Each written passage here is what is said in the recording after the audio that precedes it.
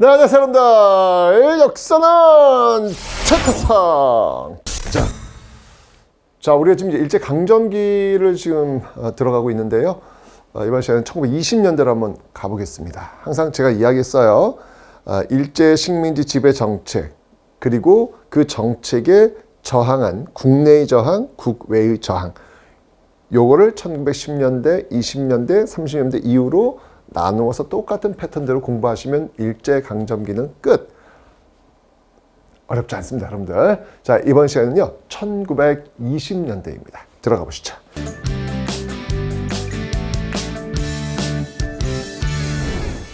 자, 여러분들 1920년대는요, 1910년대와는 전혀 다른 모습이 보입니다. 뭐 본질적으로는 다른 모습은 아닌데요. 보여지는 모습이 그렇다는 거예요. 그 계기는 뭐였냐면, 바로 이 3.1운동. 3.1운동이었습니다. 이 3.1운동이 굉장히 결정적인 어떤 계기가 되었죠. 그러니까 일제로서는 1910년대 무단 통치를 하면서 이렇게 찍어 누르면 되는 줄 알았어요. 그럼 이제 조선인들은 그냥 잘 따라오겠지라고 이제 판단했던 거예요. 그런데 3.1운동을 터지면서 이게 전 국민적 어떤 그 저항에 부딪히니까 와, 이렇게 찍어 누르는 것만으로는 안 되겠구나라는 판단이 든 겁니다. 그러면서 이제 통치 형태를 바꾸게 되는 것이죠. 그래서 소위 문화통치라 그래요. 소위 문화통치. 뭐 말은 뭐 좋아 보입니다. 그죠? 앞에 있었던 무단보다는 확실히 문화통치 좀 있어 보이죠. 근데 이제 본질적으로 보면 이건 굉장히 기만적인 통치술에 불과합니다.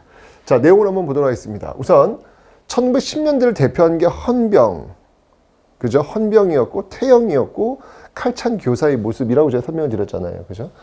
자, 그 헌병 경찰, 폭압적인 어떤 그런 모습들이었는데 이제 지금처럼 원래대로 민간인들은 헌병이 상대한 게 아니라 그냥 보통 경찰들이 상대하는 모습으로 바꿉니다.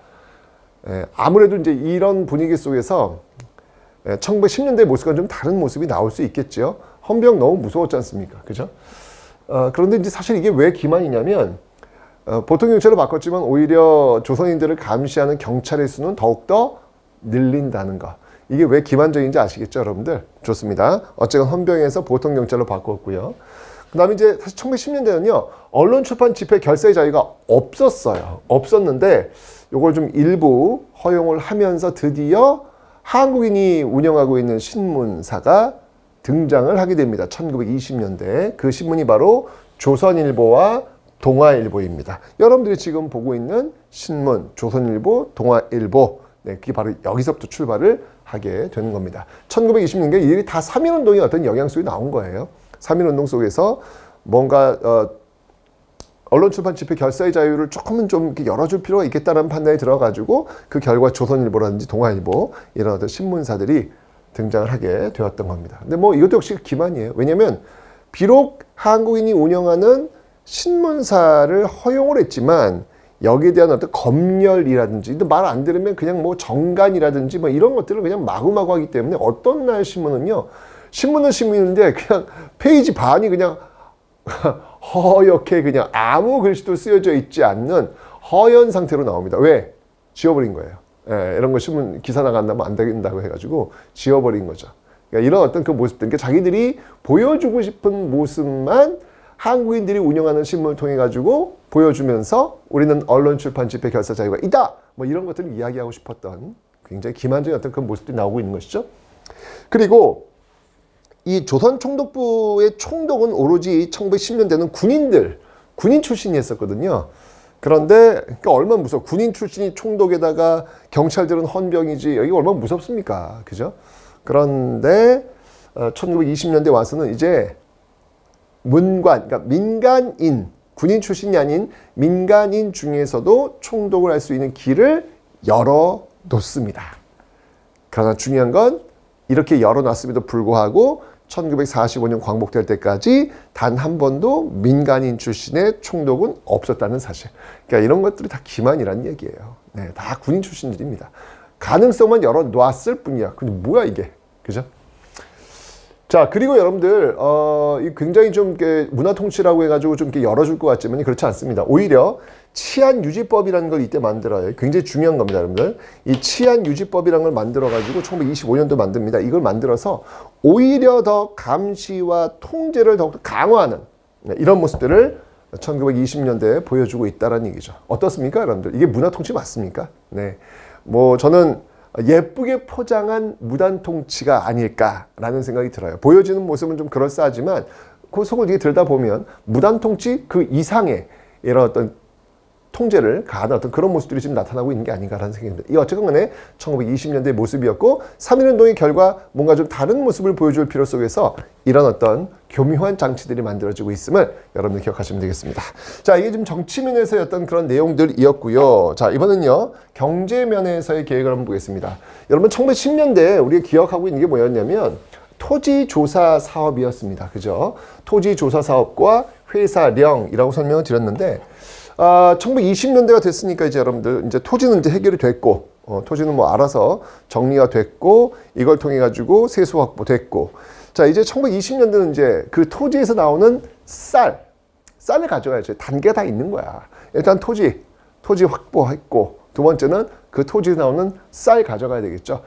1920년대 그러니까 일본 본토 일본 내에서는요 사실은 쌀이 굉장히 부족해요. 왜냐면 일본의 자본주의는 굉장히 성장하고 있었기 때문에 성장하면서 이제 일본에서도 농민들이 도시로 오는 거예요. 그러니까 농사를 짓는 사람들이 부족해지니까 당연히 쌀이 부족해지겠죠. 그 부족한 걸 어디서 충당했다? 바로 조선에서 충당했다. 그래서 1920년대에는 바로 쌀을 많이 증산합시다. 쌀을 많이 생산합시다. 라고 하는 산미 증식 계획을 20년대에 단행하고 있는 겁니다. 자, 여기 바로 이제 산미 증식 계획 1920년대부터 시행된 그런 내용들이었다. 근데 문제는 뭐냐면 증산에 성공했어요. 뭐 비료라든지 또는 개간이라든지 또는 수리시설, 이거 저수지죠. 이런 것들을 통해 가지고 증산에 성공했어. 성공했는데 문제가 뭐냐면 증산한 만큼 이상으로 더 많이 가져가는 거예요. 뭐야 이거. 열심히 농사 지어가지고 생산량은 늘렸는데 오히려 늘린 생산량 플러스 기존의 것을 더 가져가면은 나는 열심히 일하고 더 굶어야 되는 이런 일이 벌어진 거예요. 1920년대는요. 그죠? 게다가 열심히 증산하기 위해서 뭐 비료시설 또는 저수지시설, 개간시설 엄청 돈 들어갔을 거 아니에요. 그것도 농민들이 부담하는 거야. 뭐야 그럼 나는 열심히 내 비용 들여가지고 증산 성공했는데 남는 건 오히려 더 적어지는 이런 황당한 경우가 벌어지는 것이죠. 이거 1920년 너무너무 못 살아요. 그래서 이 문제를 해결하기 위해서 만주에서 오히려 값싼 식량을 수입해 와서 먹이는 이런 기이한 현상. 그래요. 그러니까 일제강점기는 뭔가 기이한 시절. 그 표현이 참 좋겠네요. 기이한 시절. 내가 열심히 농사에서 증산에 성공했지만 오히려 더 배고파지는 이 기이한 시대. 이게 바로 1920년대 일제강점기였습니다. 자, 그리고 여러분들 1920년대 오면요. 산미증식 계획 말고요. 1910년대 시행했던 그 회사령 있지 않습니까? 이거를 폐지를 해요. 선생님 1910년대 회사령을 설치한 이유는 뭐냐면 민족자본의 성장을 막기 위해서라고 설명하셨는데 이게 폐지가 되면 민족자본이 드디어 성장하는군요.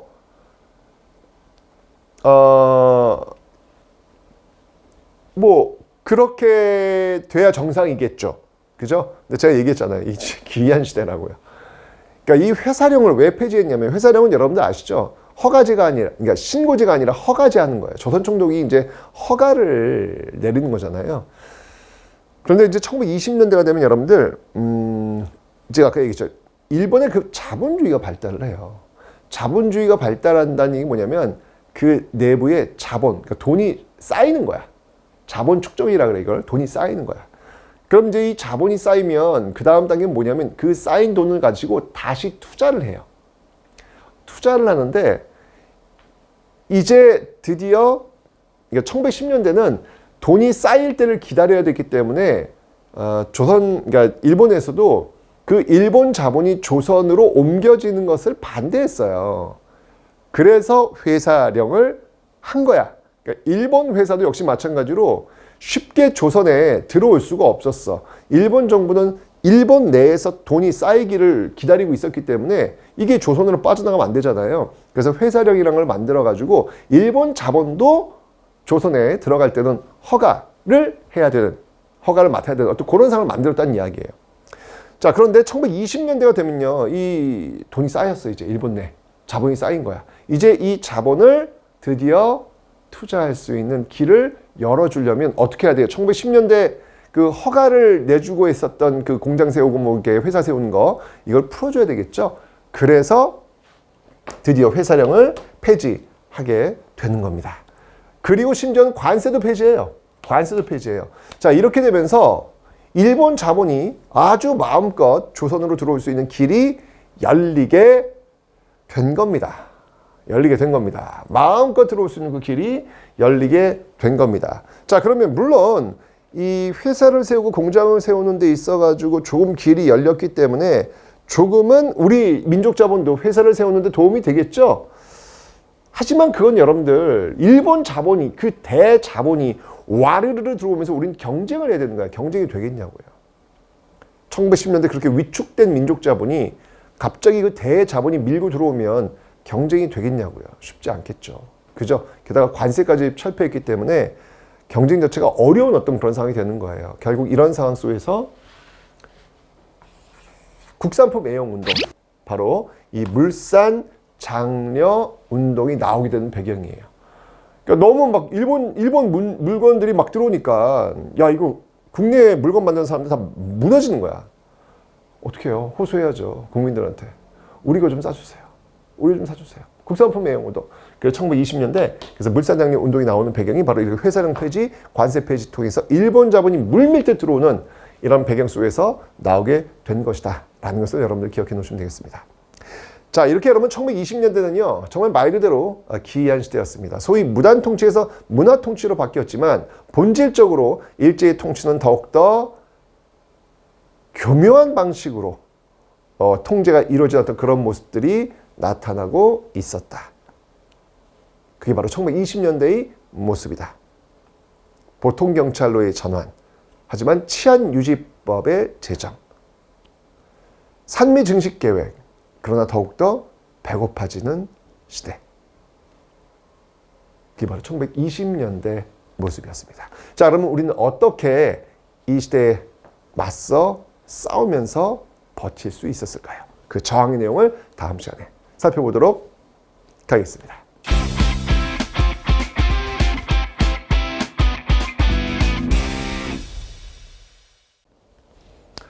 네, 안녕하세요 여러분들. 역사는 최태성. 짠.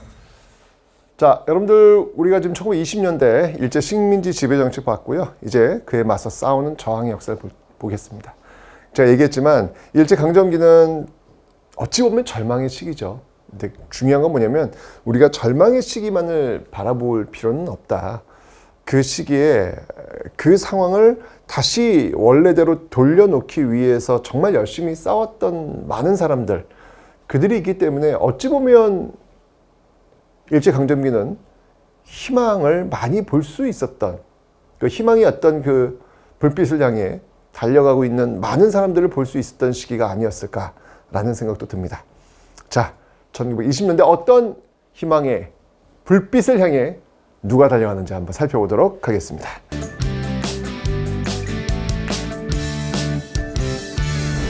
(1920년대) 자, 이때부터는 여러분들 제가 3.1운동 이후에 정말 그 만세 독립 소리가 정말 전국을 뒤흔들었어요. 이게 어떤 결과를 가져왔냐면 아, 할 수 있겠다, 해보자 라고 하는 어떤 생각들, 그런 생각들이 굉장히 강해지는 시기였습니다. 자, 이러다 보니까 굉장히 다양한 방면에서의 저항이 나와요. 정말 저 우스갯소리로 여러분들 그 외울 게 많아졌습니다. 1920년대가 가장 다양한 어떤 그 저항의 어떤 모습들, 항일운동의 어떤 모습들이 나타났던 시기거든요. 일단 크게 두 시기로 이제 두 축으로 나눌 수 있어요. 민족주의 진영과 사회주의 진영으로 나뉠 수 있습니다. 그러니까 3.1운동 이후에 가장 큰 특징 중에 하나는 뭐냐면 사회주의 세력들이 굉장히 활동을 많이 했다는 거예요. 그 이전까지는 뭐 그런 모습들이 거의 없었고요. 1920년 3.1운동 이후부터. 여러분 민족주의와 사회주의의 특징이 뭐냐면 쉽게 얘기할게요. 사회주의는 자본가를 타도하고 농민과 노동자가 주인되는 세상을 세우자. 이게 이제 사회주의 노선이라고 보시면 됩니다. 민족주의 노선은 뭐냐면 뭐 자본가, 농민, 노동자 이런 구분 말고 이걸 다 뭉뚱그릴 수 있는 민족. 그렇죠. 민족, 우리 민족이 하나가 돼서 정말 이 일제강점기를 벗어나자라고 주장하는 세력들입니다. 그 민족주의 진영의 활동과 이 사회주의 진영의 두 활동이 두 축이에요. 1920년대부터는. 자, 그래서 민족주의 활동부터 한번 볼 텐데 민족주의 진영은 주로 이렇게 실력 양성 운동을 많이 합니다. 실력 양성 운동. 이게 실력 양성 운동은 어렵지 않아요, 여러분들. 우리 이미 애국개봉 운동 배웠잖아요. 그 애국개봉 운동의 일제강점기 버전이다 이렇게 보시면 되는 거예요. 애국개봉 운동 여러분들 대표적인 게 신민회 아니었습니까? 뭘 했어요? 교육, 언론, 식산, 흥업이었잖아요. 똑같아요. 네, 그 노선으로 보시면 되겠습니다. 실력 양성 운동. 자, 이 실력 양성 운동, 민족주의 진영, 이들이 전개했던 운동을 보면 우선 교육, 밀립대학 설립 운동, 교육이라는 거 말 그대로 한국인이 운영하는 대학교를 한번 이제 고등교육이라고 하죠. 이거를요. 대학교를 한번 좀 세워보자라는 운동이 전개됩니다. 그래서 이제 밀립대학 설립 운동이 전개되었고요. 그 다음에 이제 문맹 퇴치 운동. 네. 일단 뭘 알아야 싸울 거 아니냐. 알기 위해서는 글자를 알아야 될 거 아니에요. 그래야 뭘 이 세상이 어떻게 돌아가는지 우리가 어떤 처지인지 그 정보를 알 거 아니에요. 그러기 위해서는 먼저 알아야 한다. 문자를 알아야 한다는 문맹 퇴치 운동. 이런 교육 활동이잖아요. 그 다음에 이제 물산장려 운동은 뭐냐면 여러분들 이거는 국산품 애용 운동이에요. 쉽게 얘기하면 식산흥업. 왜 신민회 때는 뭐 태극서관이라든지 뭐 자기회사 뭐 이런 거 만들었잖아요. 1920년대 이 민족주의 운동에서는 이렇게 국산품 애용 운동, 물산장려 운동을 전개한 것이죠. 특히 여러분 물산장려 운동을 하게 된 그 계기는 1920년대 일제 정책이 굉장히 큰 영향을 미친다고 제가 설명드렸습니다. 회사령이 폐지가 되고 관세가 폐지되면서 일본 자본이 물밀쳐 들어왔고 그 일본 자본 속에서 우리 국내 자본들은 속수무책으로 당할 수밖에 없었다는 이야기예요. 그래서 호소한 거예요. 우리 거 좀 사주세요. 국산품 좀 사주세요. 우리 좀 버틸 수 있도록 해주세요. 라고 호소를 했던 것이죠. 어디에서 출발했냐면 여러분들 바로 평양에서 출발합니다. 여러분들 이 물산장려 운동을 공부할 때는 반드시 여러분 제가 반드시 비교할 게 한말 있었던 바로 국채보상 운동과 비교하시라 라고 제가 누누이 강조했습니다. 여러분들 이 국채보상 운동과 비교하시라 라고 설명드렸습니다. 국채보상 운동은 여러분들 한말의 대구에서 출발했죠. 서상돈이 중심이 되었죠. 바로 나라 빚을 갚자라는 운동이었습니다. 반면에 1920년대 물산장려 운동은요. 평양에서 출발했고요. 조만식을 중심으로 해서 전개되었고요. 그리고 국산품을 사주세요 라고 했던 국산품 애용 운동이다 라고 하는 차이점. 그래서 한말 국채보상 운동, 일제강점기의 물산장려 운동 이 두 개는 반드시 여러분들이 비교를 해놓고 계셔야 되겠습니다. 아시죠, 여러분들? 왜 이렇게 1920년대 이렇게 민족주의 진영에서 교육이라든지 식산흥업 뭐 이런 어떤 활동들을 많이 한 거예요. 뭐 굳이 언론을 따진다면 뭐 조선일보, 동아일보가 이때 이제 창간이 되었으니까 그걸 통해서 또 언론 활동도 할 수 있겠죠. 바로 이렇게 민족주의 진영은요, 바로 이 한말에 있었던 그 애국개봉 운동의 노선의 뒤를 이어가지고 이런 국산품 애용 운동과 같은 실력 양성 운동을 전개하고 있었다라는 걸 보시면 되겠습니다. 그런데 이게 참 물산장려 운동, 밀립대학 설립 운동, 문맹퇴치 운동 이런 것들이 큰 성과를 거두지를 못해요. 큰 성과를. 그러니까 그러다 보니까 이 민족주의 진영 내부에서도 이렇게 해가지고 나라 되찾을 수 있겠느냐, 이게 가능하냐 라고 하는 의문부를 던지기 시작하는 거예요. 이제 그 과정에서 민족주의 진영이 분화가 돼요. 바로 비타협적 민족주의, 타협은 없음. 나라를 되찾기 위해서 우리는 이 실력 양성 운동을 계속해야 된다라고 주장하는데 일부 세력들이 쉽게 얘기하면 변종이라고 볼 수 있겠죠. 민족주의 진영 내부에서 일부 세력들이 이거 해보니까 안 되는 것 같아. 일제 너무 강해. 지금은 이렇게 싸우는 게 의미가 없어. 안 되는 거니까. 일단은 일본이 우리를 지배하고 있다는 그 실체, 이거 실체잖아, 실체. 인정하자. 인정하고 그 안에서 투표권을 얻어가지고 우리의 어떤 그 자치권 이런 것들을 좀 얻어나가자라고 하는 자치론자들이 등장을 해요. 참정권 이제 투표권 아니겠습니까? 이런 사람 등장하는 거예요. 자, 이러니까 난리가 난 거죠. 이 자치론자들은 쉽게 얘기하면 여러분들 이거 기회주의자들이라고 이제 보는 거예요. 아니, 지금 본질적인 거는 지금 나라의 주권이 없어진 상태잖아. 근데 주권이 없는 상태에서 그걸 인정을 한다고 있을 수 없는 일이라고 본 거예요. 그래서 타협하지 않아요. 이쪽 진영은요. 비타협적 민족주의자들은 대부분입니다. 이들이 타협하지 않고 바로 이렇게 자치론과 같은 뭐 있을 듯한 그럴듯한 모습으로 들이대면서 결론은 일제 통치를 인정하는 기회주의자들로 본 거예요. 예, 이러면서 두 세력이 나뉘게 되는 그런 계기. 이 자치론의 대표적인 인물이 춘원, 이광수. 네, 일제강점기 끝나고 나서 광복된 이후에 반민특위에 끌려갔던 인물이기도 하죠. 이광수. 이광수가 그때 반민특위 법정에서 그렇게 얘기를 했대요. 친일파 처단 법정이거든요. 그때 그런 얘기를 했대요. 나는 일본이 망할 줄 몰랐다. 그러니 나는 그 안에서 내가 열심히 살려고 하는데 뭐가 잘못이냐. 뭐 이런 이야기를 했다고 합니다. 아, 정말 이광수는 정말 조선이 낳은 천재 중에 천재인데 그 좋은 머리로 그런 어떤 방향, 그런 어떤 생각들을 하게 되는 것이죠. 역사를 배우는 이유는 이런 이유인 것 같아요. 이런 것들을 알아야만 우리가 또 반복하지 않을까. 그 좋은 머리로 그 똑똑한 사람들이 궤변이죠, 궤변. 예, 그런 어떤 모습들을 보였다는 거. 다시 한번 이 시대에 그런 어떤 궤변론자들이 또 있는지를 한번 좀 살펴보는 어떤 중요한 기준이 되지 않을까라는 생각이 듭니다. 자, 이게 이제 실력 양성 운동이었습니다. 자, 반면에 이제 사회주의. 사회주의는 뭐 여러분들, 네.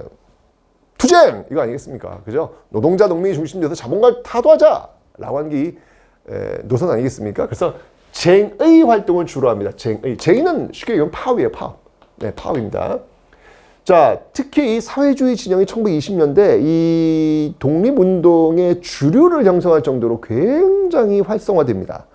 사실 여러분 일제강점기에 여러분들 문화통치 시절에 만들었던 치안유지법 이거 사회주의자들 때문에 만든 거예요. 하도 극성이니까 이 치안유지법을 통해 가지고 특히 치안유지법의 핵심 사유재산 부정하는 사람들, 국채 부정하는 사람들 다 잡아들여! 이거거든요. 사유재산을 부정하는 게 뭐예요? 사회주의잖아요. 그죠?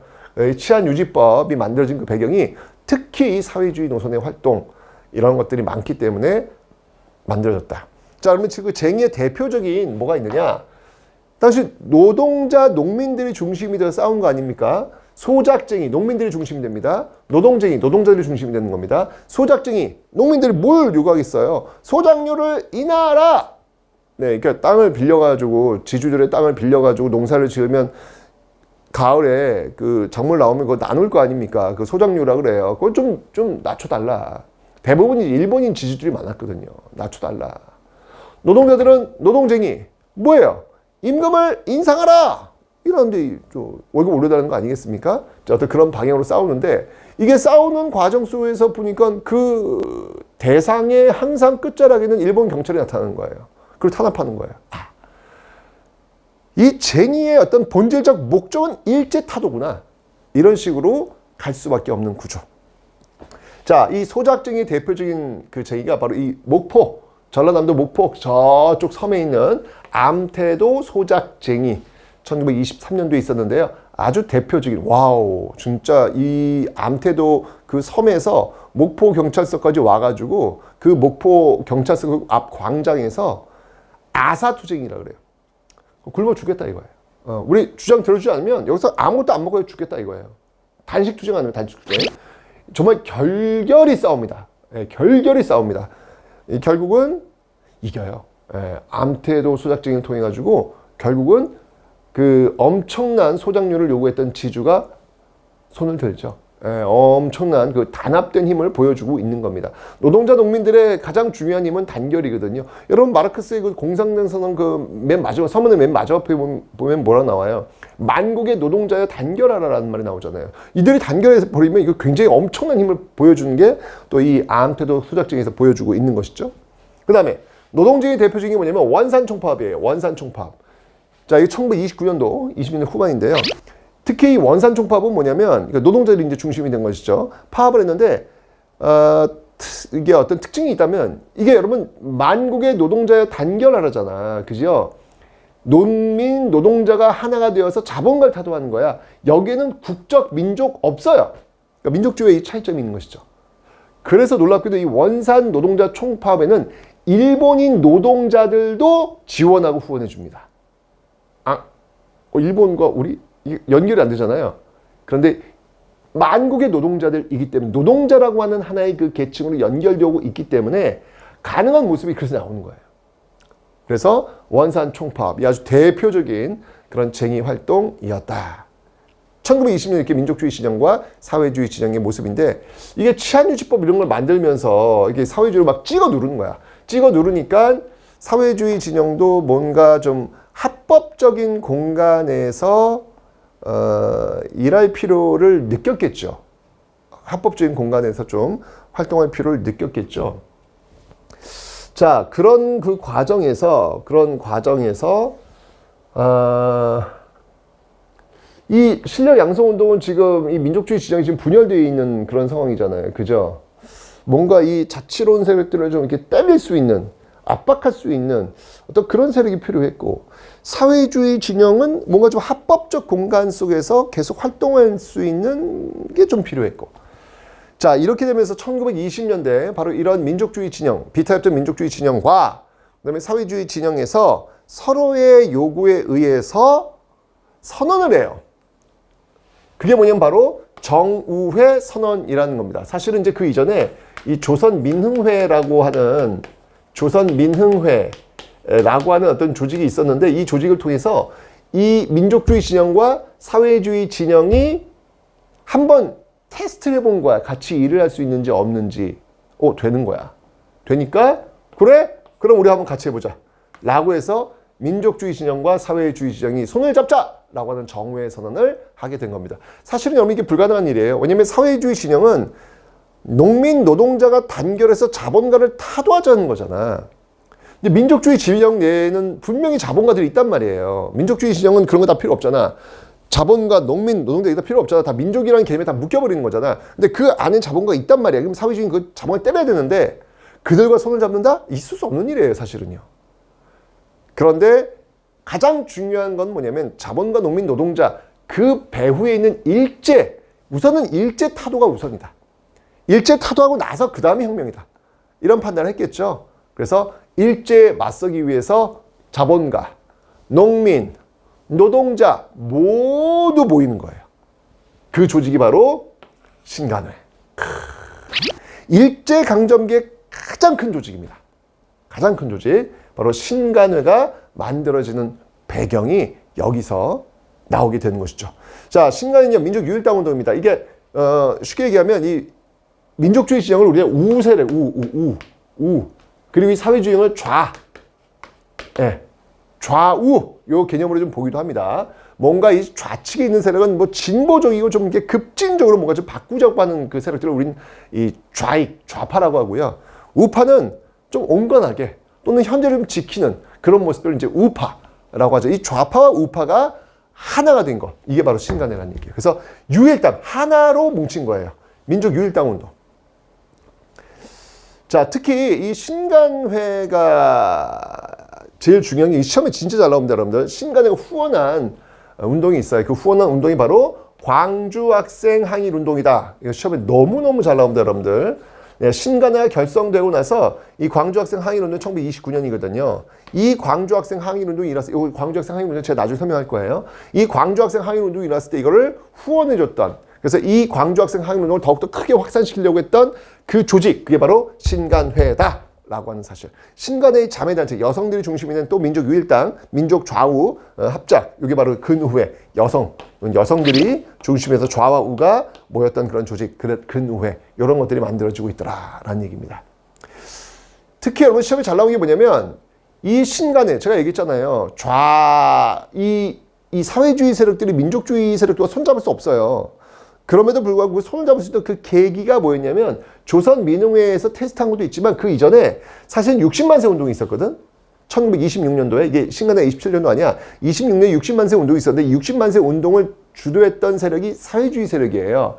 근데 그 사회주의 세력이 60만 세 운동을 전개하는 과정 속에서 도움을 받아요. 누구한테 도움을 받냐면 천도교 세력들, 즉 민족주의 진영 세력들이 도움을 줘요. 거기서 이제 장소도 빌려주고 뭐 인쇄도 좀 해주고 도와줬단 말이죠. 이러면서 왜 도와줬겠어? 일제 타도한다니까. 그죠?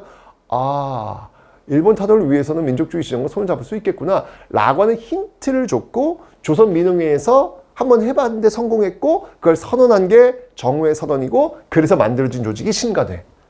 요 흐름. 그래서 여러분들 60만세 운동이 하나의 힌트가 되어서 이런 민족유일당 운동이라는 신간회가 만들어졌고, 이 신간회는 다시 이후에 광주학생 항일운동을 후원했다.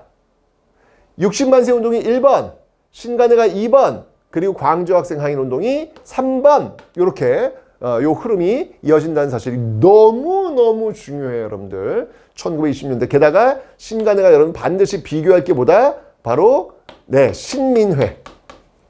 한말 신민회. 이건 애국계몽 운동단체라고 설명드렸잖아요. 그 신민회와 또 반드시 비교를 하시라. 시험에 꼭꼭꼭 나오는 것들이니까 요 굉장히 중요한 파트예요, 여러분들. 1920년대 이렇게 3.1운동 이후에 뭔가 자신감을 가지고 국내에서 활발하게 활동했던 그런 독립운동의 모습, 여기서 끝이 아니에요. 더욱더 다양한 모습들이 나오게 됩니다. 어떤 모습이 있을지 또 다음 시간에 한번 확인해 보도록 하겠습니다.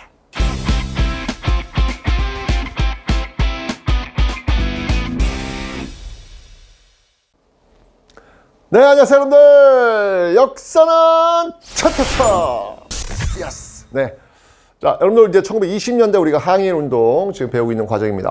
정말 뭐 앞에 특히 이제 신간회로 대표되는 1920년 대표적인 민족유일당 운동의 결과물을 살펴봤는데요. 끝나지 않았어요. 더 많이 있습니다. 자, 어떤 내용들이 국내에서 전개되고 있는지 내용을 한번 확인해 보도록 하겠습니다.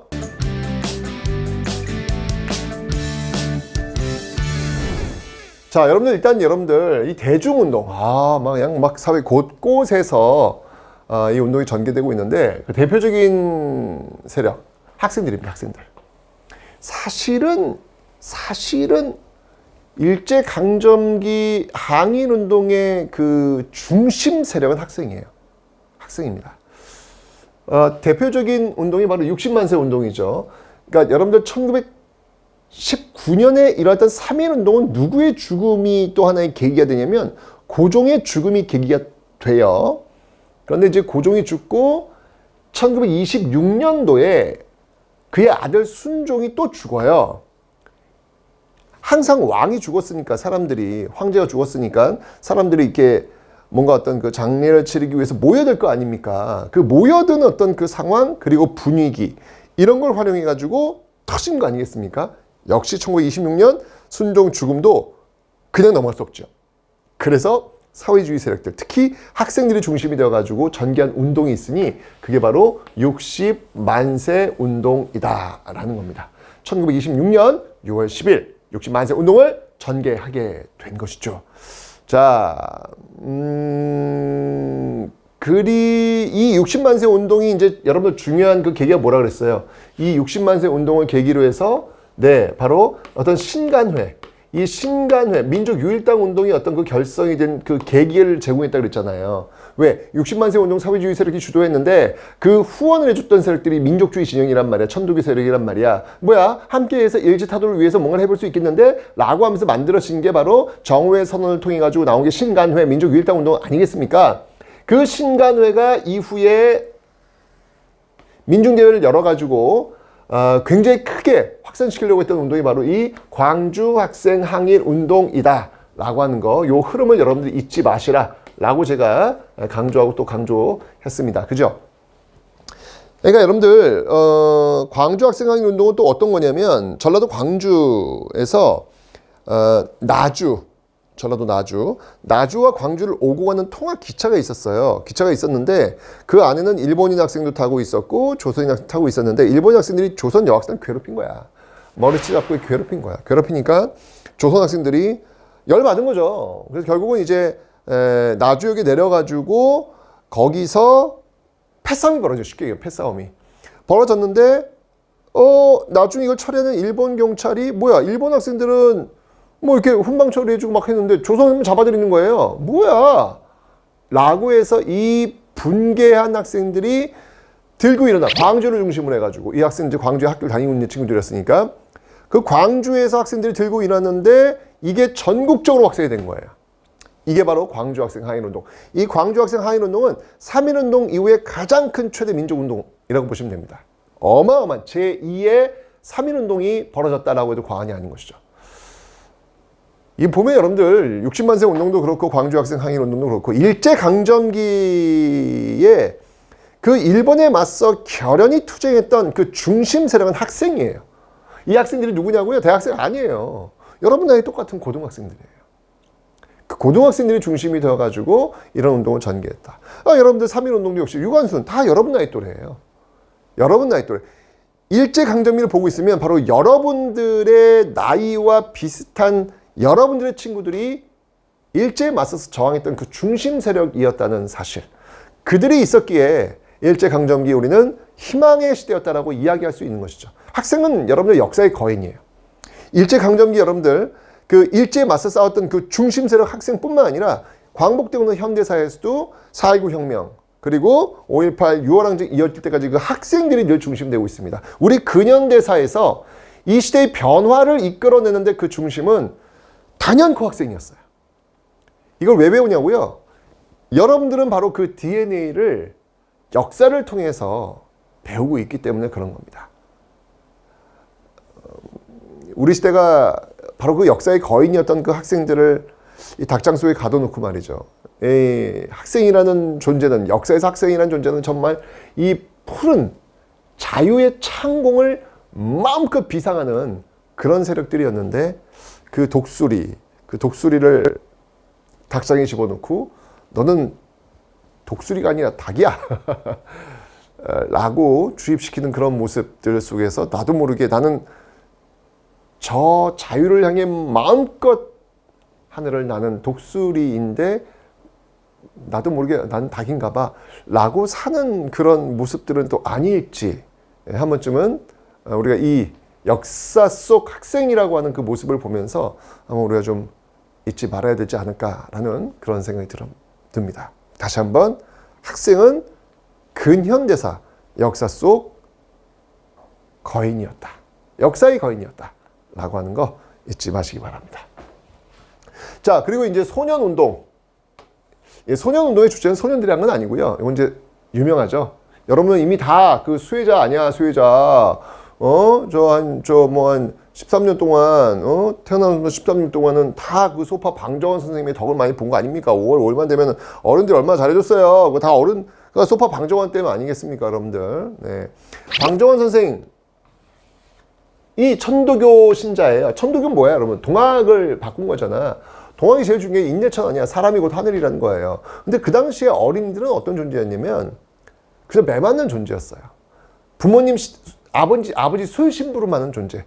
그리고 아버지 술주정 받는 존재. 그냥 많이. 그런 어린이들도 하늘이다. 사람이다. 함부로 대하지 마라. 라고 이야기했던 인내천의 연장선상에서 방정원 선생님이 바로 소년운동을 전개했던 겁니다. 왜? 그렇게 대접받아야 그들이 나중에 자신들의 나라를 위해서 싸울 거 아닙니까? 그래서 소년운동을 전개했던 그런 모습들이 있었고요.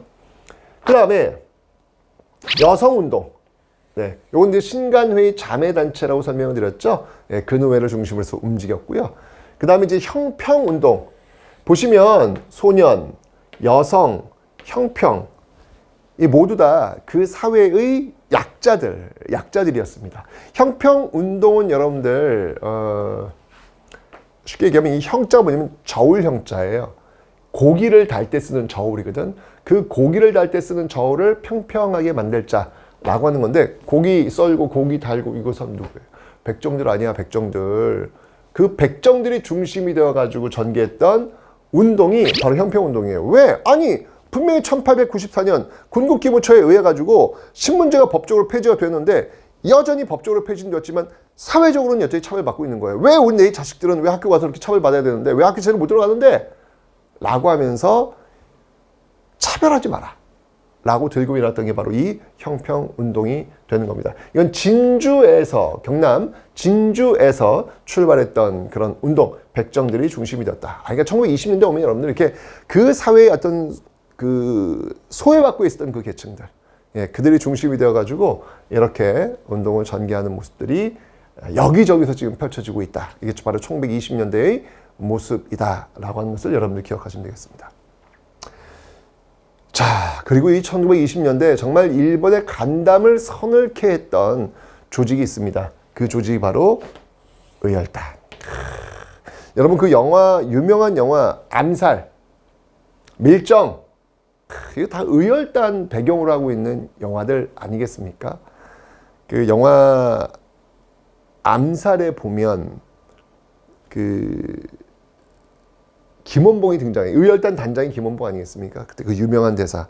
배를 타고 탁 백범 김구를 만나러 들어가는 장면이었죠. 그때 누구쇼? 라고 했을 때 아주 유명한 말. 나 밀양 사람 김원봉이요.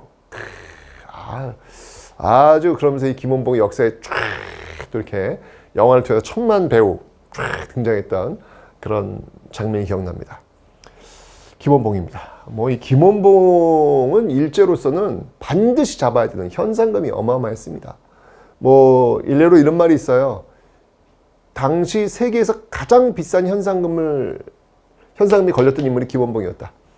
이 김원봉의 현상금이 깨진 게 현대사로 와서 그 빈 라덴, 미국이 건 그 현상금 빈 라덴이 되어서야 이 김원봉의 현상금이 깨졌다라는 말이 나올 정도로 일제강점기 정말 일본의 간담을 서늘케 했던 그 인물이 바로 이 의열단의 김원봉입니다. 막 여기 펑 저기 펑 펑펑펑. 그 대표적 인물이 김익상, 김상옥, 나석주. 와 정말 대단한 인물들이죠. 김상옥 같은 경우에는 뭐 조선의 총잡이로 유명하죠. 일대천. 일본 경찰 1000명과 맞상대를 벌였던 그 총잡이 김상옥.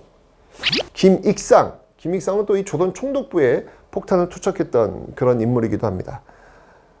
수리공으로 들어가서 폭탄 투척한 다음에 놀라서 경찰들이 쏟아져 올라올 거 아니에요. 그때 그 경찰들이 오히려 조심하십시오. 여기 지금 폭탄 터졌으니까 조심히 올라가십시오. 라고 수습을 하고 사라지는 이런 여유를 보였던 신출귀몰했던 인물이 바로 이 김익상이기도 하고요. 나석주 지금 서울의 이 롯데백화점 그 자리, 그 다음에 그쪽 옆에 쪽 내려오면은 지금 이제 하나은행일 겁니다. 지금 이제 옛날에 외환은행 본점이 있었는데 거기가 옛날 동양척식 주식회사였거든요. 그리고 롯데백화점 자리가 식산은행, 일본 어떤 경제 침탈의 중심에서 식산은행이 있던 자리예요. 여기에서 폭탄 던지고 저기 동양척 정말 이 명동 일대를 그냥 막 공포의 도가니로 그냥 쏟아 넣었던 그 인물이 바로 이 나석주였습니다. 하여튼 1920년대는 정말 이 의열단의 활동으로 일본으로서 정말 골머리를 앓았던 그런 모습이었죠. 이건 뭐냐면 우리가 살아있다는 걸 보여주는 거예요. 우리가 비록 나라를 잃었지만 우리는 여전히 싸울 것이고 우리는 끝까지 목숨을 던지고 투쟁할 것이라는 그 의지를 보여주고 있는 조직. 이게 바로 의열단. 바로 이렇게 폭탄 던지고 총 쏘고 이런 어떤 그 방향 지침을 만들었던 인물이 바로 신채호예요. 이 신채호의 조선혁명선언. 네, 폭력으로서. 여기 핵심은 뭐냐면 여러분들 이건 폭력이에요. 폭력으로서 적일제를 타도하자 라고 이야기했던 그런 조직이 되겠습니다. 그러니까 폭력이라는 단어는 좀 이런 걸 보면 상대적이다라는 생각이 들어요. 폭력은 나쁜 것이라고 배우잖아요, 여러분들. 그죠? 근데 그게 절대적 개념은 아니라는 것이죠. 어떤 상황에 따라 가지고 폭력은 한편으로는 용인될 수 있고 또 한편으로는 이해될 수 있는 측면이 분명히 있는 상대적 개념이었다라고 하는 것이죠. 왜? 이거보다 더 큰 폭력이 우리를 짓누르고 있으니 우리 역시 마찬가지로 그 폭력에 맞서가지고 우리도 맞서 싸워야 된다라고 이야기하는 거 아니겠습니까? 이게 바로 의열단. 1920년대 일본의 간담을 서늘케 했던 김원봉이 이끌었던 의열단. 특히 여러분들 신채호의 조선혁명선언, 이건 시험에 정말 잘 나옵니다, 여러분들. 예, 김원봉의 의열단의 행동 방침을 주었던 게 바로 신채호의 조선혁명선언이다 라는 것을 기억하시면 되겠습니다. 그리고 여러분 1920년대 우리가 또 이제 잊지 말아야 될 그런 모습들이 뭐냐면 바로 이 민족문화 수호 운동이라는 게 있습니다. 특히 이제 1920년대가 되면서 3.1운동 이후에 이제 우리 것을 이제 소중히 간직해야 되겠다라는 의식들이 강해질 수밖에 없겠죠. 그래서 국어는 이제 조선어 연구회라는 게 만들어져요. 여기 또 혜택 보고 있잖아. 우리 10월 9일 날 쉬잖아. 왜 조선어 연구회가 이렇게 만든 한글날, 그땐 각야날이라고 불렀어요. 이 각야날 덕분에 우리가 좀 쉬는 거 아니겠습니까? 기억해야지. 적어도 하루 쉬고 있는데 왜 쉬는지는 알아야 될 거 아니야. 그 쉬게 해줬던 그 조직은 우리가 기억을 해야지. 감사하잖아. 조선어 연구회 1920년대 한글날 처음으로 만든 거예요. 그죠? 그리고 한글이라는 잡지를 또 만들었고요. 기억하겠습니다. 네. 내가 편하게 하루 쉴 수 있는 그날을 만들어주신 분인데. 뿐만 아니라 정말 우리의 어떤 한글의 어떤 우수성, 이런 것들도 기억해 볼 수 있는 그런 날을 또 만들어주신 분들 아니겠습니까?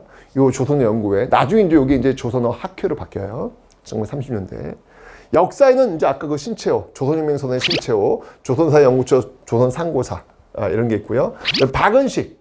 네. 이 박은식은 특히 이제 대한민국 임시정부 2대 대통령, 1대 대통령이 이제 이승만이었다면 2대 대통령을 역임했던 그런 인물이기도 합니다. 역사학자입니다. 한국통사, 한국독립운동 지혈사와 같은 그런 저서를 쓰기도 했죠. 그리고 1920년대 정말 많은 사람들이 논문을 흘렸다. 제가 얘기했잖아요. 나온기의 아리랑이 이때 또 만들어지고 있더라. 정말 각 분야에서 이렇게 우리 것을 지키고 우리 것을 기억하려는 그런 노력들이 펼쳐지고 있었던 시대. 이게 바로 1920년대였다.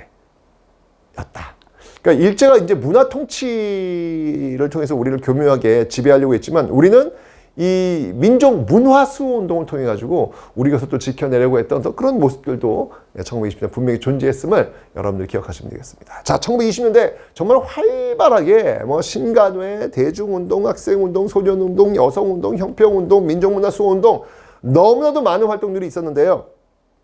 이번에는 국외, 이제 한반도 밖을 벗어나면요 3.1운동의 어떤 자신감을 가지고 드디어 본격적인 국내 진공작전 항일 무장투쟁을 계획하게 됩니다. 그 1920년대 국외 항일 무장투쟁의 시대로 한번 떠나가 보도록 하겠습니다.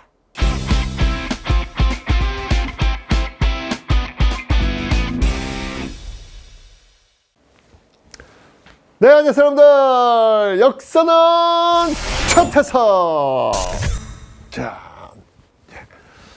자, 이제 1920년대 마무리를 좀 해야 될 것 같습니다. 1920년대 일제강점기 정책 알았고요. 거기에 맞서서 국내에서 정말 다양한 활동을 하고 있는 모습 알았고요. 자, 이제 마지막으로 국외에서는 어떤 활동을 했는지 살펴볼 텐데요. 국외는 3.1운동의 결과로 우리가 독립을 원하는구나를 온몸으로 알았기 때문에 이제 본격적인 항일 무장 투쟁의 총성이 울리기 시작합니다. 3.1운동의 영향입니다.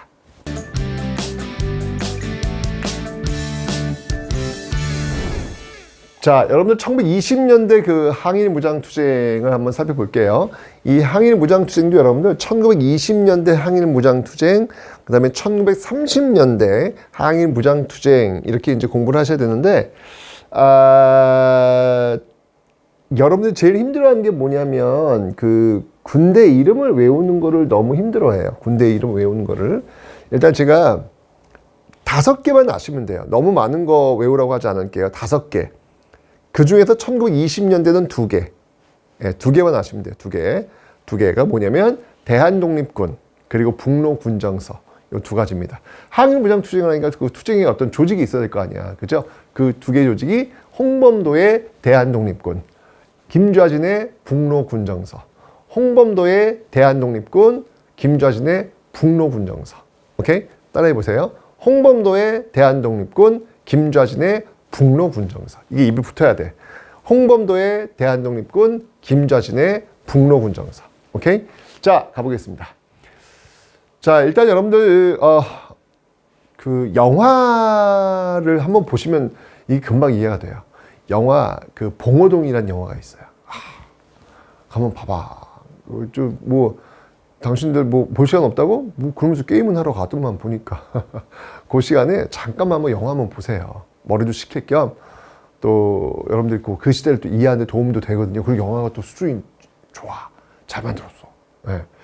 거기에 보면 이 봉오동 전투를 이제 배경으로 하고 있는 거예요. 3.1운동 이후에 정말 가장 큰 일제에 타격을 줬던, 일본을 깜짝 놀랐던 그 전투가 이 봉오동 전투인데, 홍범도 장군이 이끌고 있었죠. 대한독립군, 이 대한독립군, 여기 나옵니다, 지금. 홍범도의 대한독립군 나오죠. 기억하고 있어야 돼요. 홍범도의 대한독립군. 근데 그 영화에 거의 마지막쯤에 최민식 씨가 홍범도 장군 역할을 하면서 나와요. 와, 완전 멋있어. 완전 멋있어. 완전 멋있어. 맨 마지막 엔딩이 뭐였냐면, 봉오동 전투에서 완벽한 승리를 거둔 다음에 이제 그 부하들이 물어봐. 장군, 이제 우린 어디로 갑니까? 그때 홍범도 장군이 앞을 바라보며 한마디 합니다. 그게 완전 소름이야. 딱 홍범도이 뭐라고 하냐면 세 글자. 청산리. 너무 멋있어, 너무 멋있어, 멋있어. 그거 봐야 돼, 봐야 돼. 실제로 이제 이 홍범도의 대한독립군은요, 이후에 이 청산리 전투에 합류합니다. 예, 합류해요. 그래서 김좌진의 그 북로 군정서 군과 함께 청산리 전투를 또 승리로 이끌어내는 그런 모습을 보이고 있죠. 그래서 이 봉오동 전투와 청산리 전투, 1920년대 항일 무장투쟁에 큰 획을 그었던 전투. 네, 꼭 여러분들이 기억을 해 놓으셔야 되겠습니다. 특히 이 청산리 전투하면 이 용어들이 백운평, 이게 지금 뭐 청산리 그 안에서 백운평이 있고 어랑촌이 있고 여러 군데가 있거든요. 그걸 통틀어서 청산리 전투라고 이야기하는 겁니다. 특히 백운평, 어랑촌 이런 말이 나오면 이거 청산리구나 라고 여러분들 좀 키워드예요, 키워드. 이런 게 이제 키워드로 나와. 백운평에서 어떻게 싸웠다, 어랑촌에서 어떻게 싸웠다 여기 나오면 이거 청산리 전투네? 여기 느낌 오셔야 돼. 이거 1920년대 느낌 오셔야 되는 거예요. 알았죠? 자, 이렇게 이제 싸우다 보니까 일제가 이게 지금 이 지역이 지금 이제 압록강 두만강 그 위쪽에서 지금 만주 지역에서 지금 싸우고 있는 거거든요. 안 되겠다. 이제 만주 지역 그 아래쪽 만주 지역 그 일대의 일부분을 간도라 그래요. 간도. 일제가 이제 이 지역을 초토화시킵니다. 정말 그 마을 사람들이 독립군과의 연계한 것을 끊어놓기 위해서 그 마을을 아예 초토화시켜요. 사람도 많이 죽었고요. 가축들도 많이 죽었고요. 이걸 우리는 간도 참변. 한 마을이 있었는데 그 마을이 갑자기 사라져 버리는 거예요. 다 불을 질러가지고 또 사람을 죽여가지고 그 마을을 그냥 통째로 지워버리는 거예요. 이게 바로 간도 참변이라는 것이죠. 이러면서 이제 이 지역에서 활동이 좀 어려웠죠. 그래서 이동을 해요. 이동을 하면서 다시 재정비합니다. 재정비하는데 그 부대를 뭐라고 하냐면 어렵지 않아요, 여러분들. 그 부대를 이게 이제 김좌진도 여기 들어오고 홍범도도 여기 들어오고 다 들어오는 거예요. 다 여기 지금 다 묶여서 이제 오는 거예요. 이걸 대한독립군. 뭐야? 대한독립군. 똑같아. 거기다가 같이 와서 규모가 커졌으니까 여기다가 요거 하나만 더 붙여주면 돼요. 어렵지 않죠? 그러니까 대한독립군 단이야. 대한독립군 단. 왜냐면 다 합친 거니까. 대한독립군 단. 요렇게 정비를 했다라는 거. 그러니까 1920년 두 가지만 외우면 되는 거예요. 바로 대한독립군과 그다음에 북로 군정서. 요거 이제 단만 하나 붙이면 되는 거니까. 오케이? 자, 그래서 대한독립군 단으로 이제 결성이 되었고, 이들이 이제 자유시 러시아령으로 넘어가요. 자유시. 넘어간 이유는 뭐냐면, 많이 후원해주겠다라고 하는 이 이야기가 있었어요. 그래서 넘어가니까, 일본도 이 독립군들이 이쪽으로 가는 것들을 막으려고 했겠죠. 그래서 굉장히 압박을 많이 했던 것 같아요. 그러니까 이 독립군들을 받는 그 러시아 입장에서는 좀 부담스러운 측면도 없지 않아 있었겠죠. 그래서 무장해제를 요구합니다. 그냥 우리 부대에 들어와서 싸워 라고 이야기하는데 그러면 독립군이 아니지. 그죠? 결국 그 과정 속에서 총격이 벌어지고요. 굉장히 큰 피해를 봐요. 그게 바로 자유시 참변이라는 겁니다. 그게 바로 자유시 참변. 그러니까 간도에서도 한 번 큰 일이 있었고요. 그 다음에 이 자유시에서도 큰 참변을 한번 겪습니다. 이게 나라가 없으면 여러분들 이렇게 법의 보호를 받지를 못하는 거예요. 이게 바로 나라 없는 식민지 백성이 가져야 되는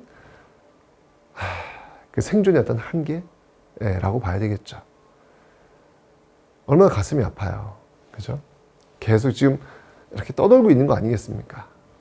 근데 여러분 보세요. 이 흐름을 잘 보시면 알겠지만 여러분들, 제가 지금 이렇게 화살표를 넣었잖아요. 근데 이 화살표를 잘 보세요. 잘 보시면 여기에 이렇게 발자국이 보일 겁니다. 여러분들 이 일대 정말 1000km 넘는, 1000km가 뭐야. 예. 엄청난 곳을 이들은 걸어갔을 거예요. 그것도 밤에, 그것도 산에, 산을 타면서. 그죠? 겨울에 이동했으면 또 얼마나 춥습니까?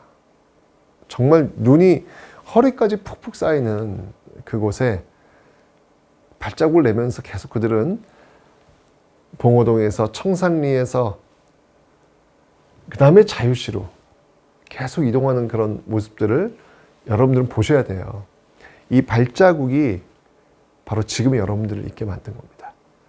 이들이라고 그냥 방 따뜻한 곳에 그 아이들 재롱 보면서 행복하게 살고 싶은 마음이 왜 없었겠습니까? 그런데 그럼에도 불구하고 그들이 아무도 가지 않은 그 눈길 위를 자신의 발자국을 내면서 이렇게 고난의 행군을 했던 이유는 바로 뒤에 오는 사람들에게만큼은 식민지 조국의 백성으로 살지 않게 하겠노라는 꿈, 그 꿈 하나로 이들은 계속 이동했던 겁니다. 여러분들은 단순히 외운다고 생각하지 마시고요. 이 화살표 속에 있는 그분들의 열정, 그분들의 꿈, 그것을 여러분들 꼭 좀 기억해 주셨으면 좋겠습니다. 우리는 이분들의 많은 사랑을 받고 있는 겁니다. 이렇게 자유시 참멸당하니까 이제 더 이상 뭐 거기서 있을 이유가 없죠. 다시 내려와요. 중국 쪽으로요. 내려와서 3부를 결성합니다. 이 3부라고 하는 건 뭐냐면 참의부, 정의부, 신민부, 참정신. 아주 정신이 똑바로 돼 있어. 참정신이야, 참정신. 참정신인데 이 3부는 일종의 정부 조직과 유사하다고 보시면 돼요. 여기서 이제 모든 것들, 뭐 군사라든지 행정이라든지 그 자치 조직이라고 보시면 되는 거예요. 그런 것들이 이제 결성이 되다가 이게 지금 이제 일제로서는 또 당황스러운 거지. 어떻게든 밀어냈는데 다시 내려온 거 아니겠습니까? 독립군들이.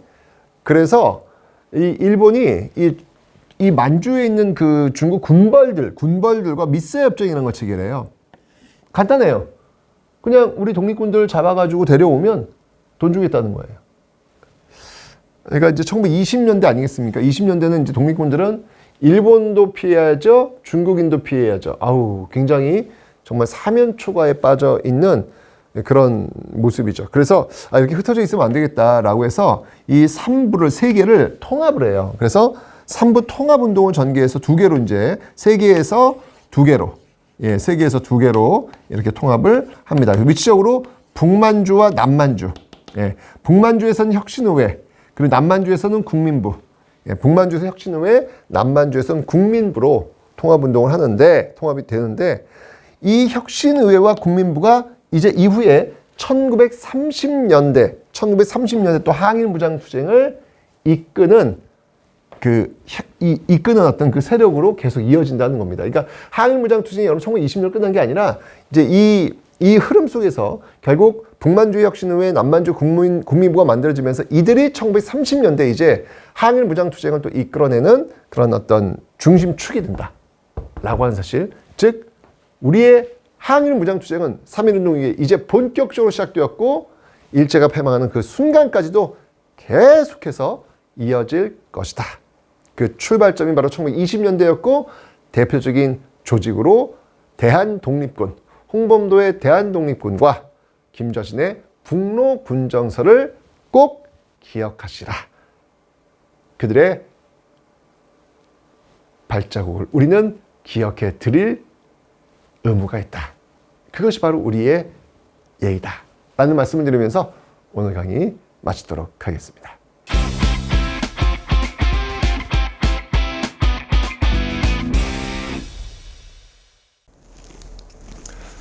네, 안녕하세요, 여러분들. 역사는 차차차. 자, 우리가 이제 1930년대 이후를 한번 들어가 볼 텐데요. 일제 강점기, 그 당시 식민지 지배 정치 한번 살펴보도록 하겠습니다.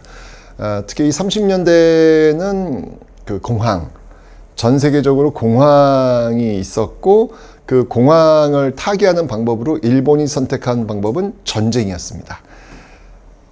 그 전쟁 어떤 식으로 전개되고 그게 어떤 식으로 우리한테 영향을 미쳤는지 살펴보도록 하죠.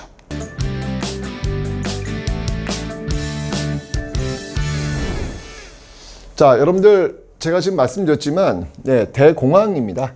1929년 대공황, 그러니까 쉽게 얘기하면 자본주의가 갑자기 그냥 망가져 버리는 그런 시스템이 된 것이죠. 그러니까 수요와 공급의 법칙이 어그러지는 그런 일이 벌어진 겁니다. 미국 같은 경우는 이 경우를, 왜냐면 뭔가 물건을 살 수 있는 사람들이 없는 거잖아요. 공급은 넘쳐나고 있고, 공장은 또 닫고, 그럼 노동자는 또 잘리고, 노동자는 돈이 없고, 물건은 또 살 수 없고, 공장은 또 멈춰야 되고, 이런 악순환이 벌어지니까 이거를 좀 해결하기 위해서, 노동자들한테 돈을 꽂아주는 거예요. 예. 그래서 미국 같은 경우에는 뭐 대규모 댐 건설이라든지 이런 방식을 통해 가지고 물건을 살 수 있도록 그런 시스템을 만들었고, 유럽 같은 경우도 영국 같은 경우 식민지가 많잖아요. 그러니까 식민지를 이렇게 묶어 가지고 서로에게 필요한 것들을 좀 이렇게 나누어 주는, 공급해 주는 어떤 그런 방식으로 극복하려 했고, 그 다음에 일본 같은 경우는 이제 그런 게 없는 거예요. 대규모 어떤 자본을 투자해가지고 댐을 만들 수 있는 기반 시설도 없고, 그리고 이렇게 식민지가 많아져 블록 경제를 할 수 있는 것도 아니고, 결국 이제 그들은 강제로 떨궈내야 되는 거예요. 초과된 공급, 물품을 강제로 떨궈내는 방식으로 선택한 건 바로 전쟁이었습니다. 그래서 1931년 만주사변, 37년 중일전쟁, 그리고 41년 태평양 전쟁, 계속 전쟁을 일으키게 되는데, 문제는 뭐냐면, 자, 보세요. 중국과 지금 싸우고 있죠? 미국과도 싸우고 있어요. 와, 이게 지금 엄청난 인구를 갖고 있는 그런 나라들 아니겠습니까? 그런 나라들과 지금 양쪽으로 지금 싸우고 있다. 이거 쉽지 않은 거죠. 부족해요. 다 부족해요. 사람도 부족하고 물자도 부족하고. 그럼 그 부족한 걸 어떻게 채우느냐? 바로 조선. 식민지에서 사람을 끌고 가고 물자를 뺏어가고, 이런 방식을 통해 가지고 이걸 해결하려고 했던 것입니다. 그게 이제 1930년대 일제 식민지 지배 정책이 나타나는 배경이다 라고 보시면 되겠습니다. 자, 그래서 여러분들 지금 이제 일단 군인이 부족해요. 지금 중국하고도 싸워야 되고 미국하고도 싸워야 되고 군인 부족하잖아요. 조선인을 군대로 끌고 가려고 하는데, 문제는 뭐냐면, 아니 미쳤어? 내가 남의 나라 천황을 위해서 내가 왜 죽어? 안 그렇습니까? 미친 거지 그러면. 그러니까 어떻게 했냐면, 이 머릿속에 내가 조선인이라고 하는 의식을 지우려고 하는 거예요. 내가 일본 식민이다. 나 일본 천황을 위해서 죽을 수 있어 라고 하는 어떤 의식, 이런 의식을 집어넣으려고 했던 것이죠. 그래서 나온 게 바로 이 민족 말살 통치라는 거예요. 그렇죠. 그래야 일본 천황을 위해서 자신들의 목숨을 바칠 거 아니겠습니까? 그렇죠? 자, 이 민족 말살 통치를 위해서 무엇을 했느냐? 자, 먼저 일단 내선일체를, 사실 이 내선일체라고 하는 거는요, 본질적으로 일제가 우리를 식민지로 삼게 되면서부터 쭉 나오게 되는 어떤 그런 모습들인데, 가장 더 도드라지게 아주 내세워가지고 강조했던 그 시점이 바로 이 시기가 되겠습니다. 내선일체. 그러니까 조선하고 내지 사람들, 일본 사람들하고는 같은 몸이다라는 거죠. 급한가 봐. 이젠 같은 몸이래. 내선일체. 그 다음이 황국신민화.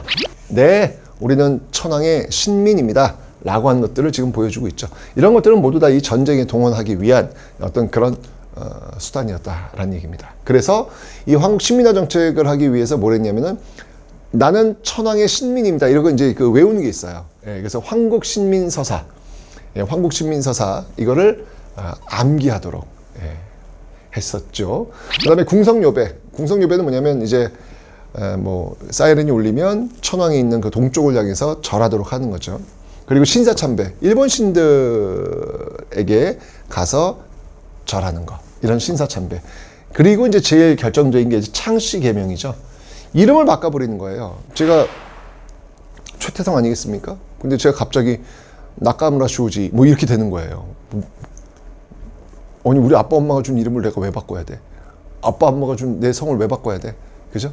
일본인으로 완전 동하기 위해서 이름부터 그리고 어떤 생활 습관부터 그리고 어떤 의식까지 모든 것들을 지금 다 바꾸어 놓아야만 전쟁에 동원되었을 때 일본 천황을 위해 죽을 수 있다라고 판단했던 겁니다. 그게 바로 1930년대 대공황을 수습하기 위해서 일제가 선택했던 바로 전쟁.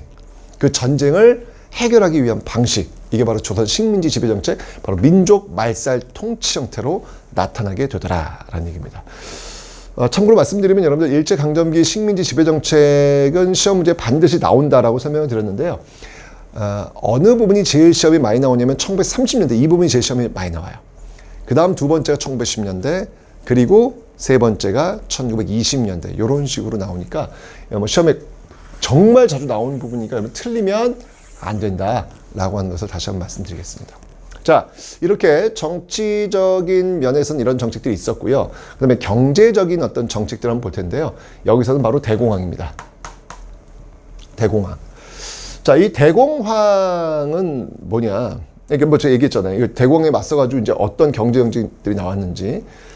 일단 기본적으로 지금 수요와 공급이 지금 깨졌단 말이에요. 그죠? 그래서 일제는 뭘 선택했냐면, 값싼 원재료, 값싸게 그 원자재나 이런 것들을 확보하기를 원했죠. 그게 바로 남면 북양 정책이라는 거예요. 남쪽에는 면화를 키우는 거예요. 여러분 면제품 알죠? 여러분 속옷 면제품.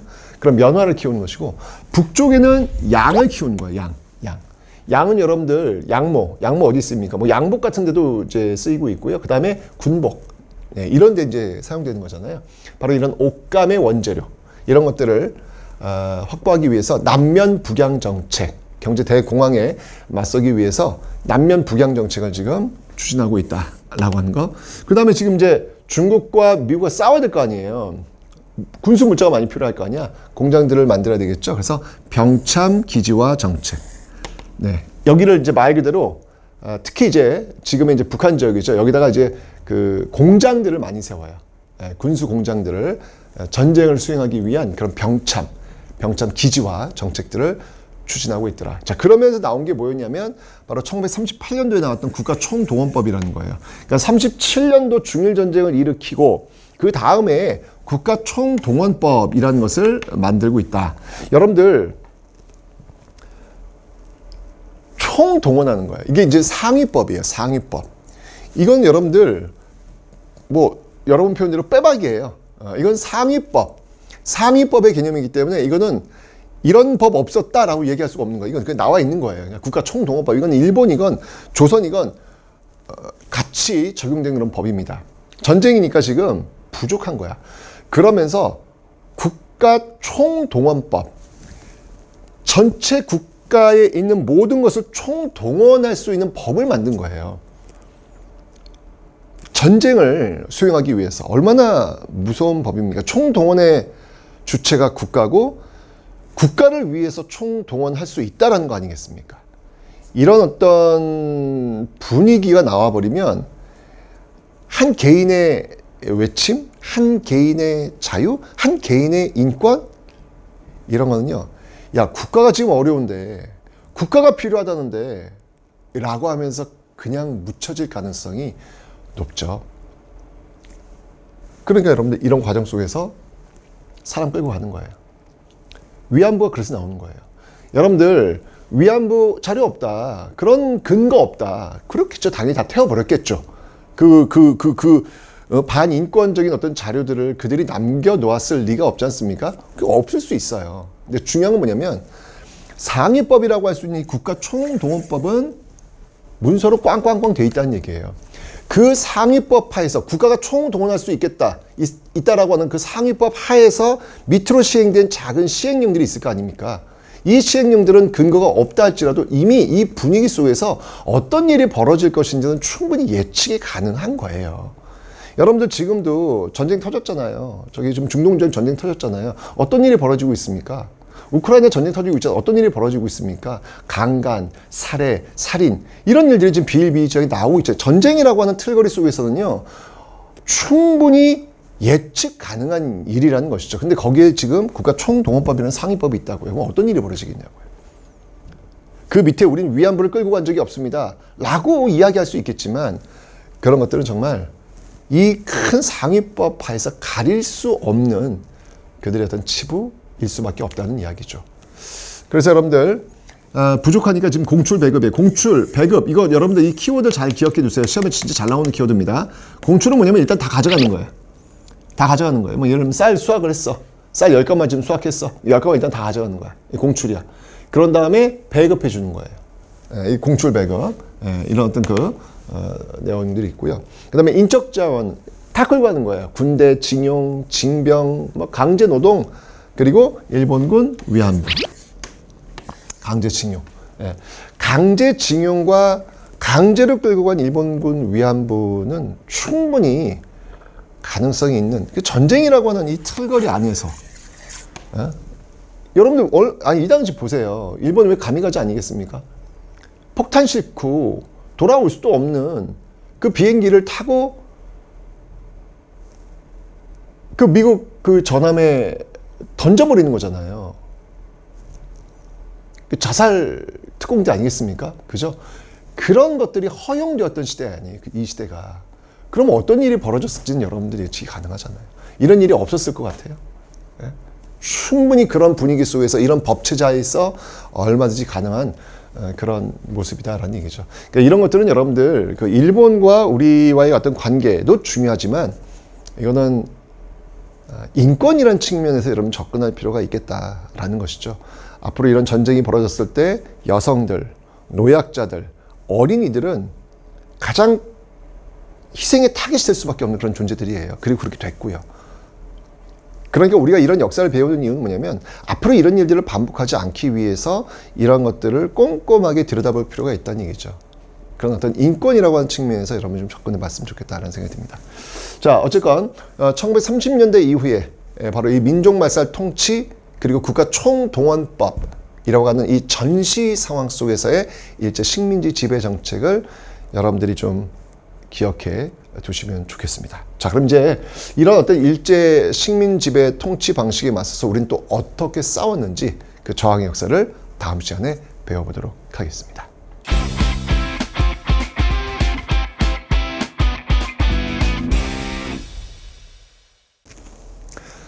네, 안녕하세요, 여러분들. 역사는 최태성. 자, 우리가 지금 1930년대 이후 그 항일 운동에 대해서 지금 배워보고 있습니다. 1930년대 이후 일단 일제 정책들은 이제 민족말살 통치 국가 총동원법이라고 하는 전시체제라는 것을 여러분들 좀 배우셨는데 민족말살을 하려고 해요. 그죠? 그럼 이제 거기에 우리가 또 맞서야 될 거 아닙니까? 우리 어떤 정신을 지어버리려고 하는데 여러분들 항상 이럴 때 이게 지키려고 노력하는 가장 중요한 파트가 어딘지 아십니까? 그게 바로 국어와 역사입니다. 네, 이 국어와 역사를 지켜내는 것, 이게 바로 이 당시의 독립운동이에요. 그걸 좀 연장선상에 얘기한다면 여러분들 지금도 우리는 독립운동 해야 되는 거예요. 지금도. 뭐 우리가 어느 나라의 식민지는 아니지만 이렇게 어떤 평상시에서도 여전히 우리는 독립운동의 어떤 그 연장선상에서 우리의 역사를 기억하는 것, 그리고 우리의 언어를 잘 활용하는 것. 이건 바로 이 시대의 정체성을 지켜내려고 하는 우리의 노력이다 라고 하는 거 여러분 잊지 않으시면 좋겠습니다. 자, 어떤 모습으로 바뀌고 있는지 그 내용들을 한번 살펴보도록 하겠습니다.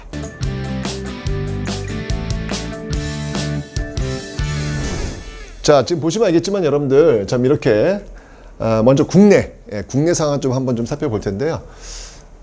여기가 지금 이제 언어, 그리고 여기가 역사, 이렇게 되겠네요. 자, 먼저 여러분들 기억나요? 1920년대, 이건 이제 조선어 연구회는 1920년대였죠. 그죠? 근데 1930년대 이후부터는 이제 이름을 바꾸네요.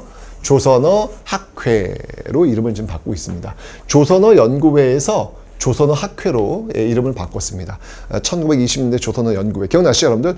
우리나라 한글날 가갸나를 처음으로 만들었고 한글이라는 잡지를 발행했던 그런 조직. 그 조직을 계승해서 이 조선어 학회라는 게 만들어진 겁니다. 자, 이곳에서는 여러분들 조선어 학회에서는 굉장히 많은 일을 해요. 일단 맞춤법, 통일한. 맞춤법은 저도 요즘도 아직도 어려워요. 아직도 어려워. 정말. 이제 지금도 이게 어려운데 이 당시는 얼마나 오죽했겠어?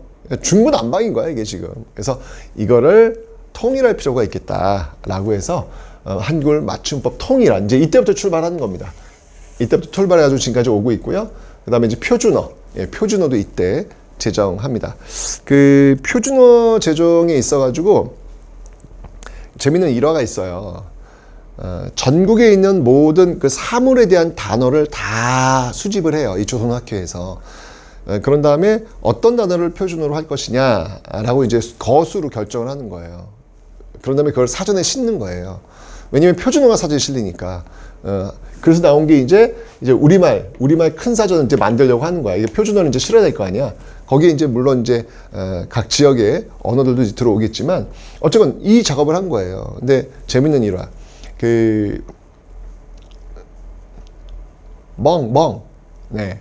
영어로 dog baby. 네, dog baby.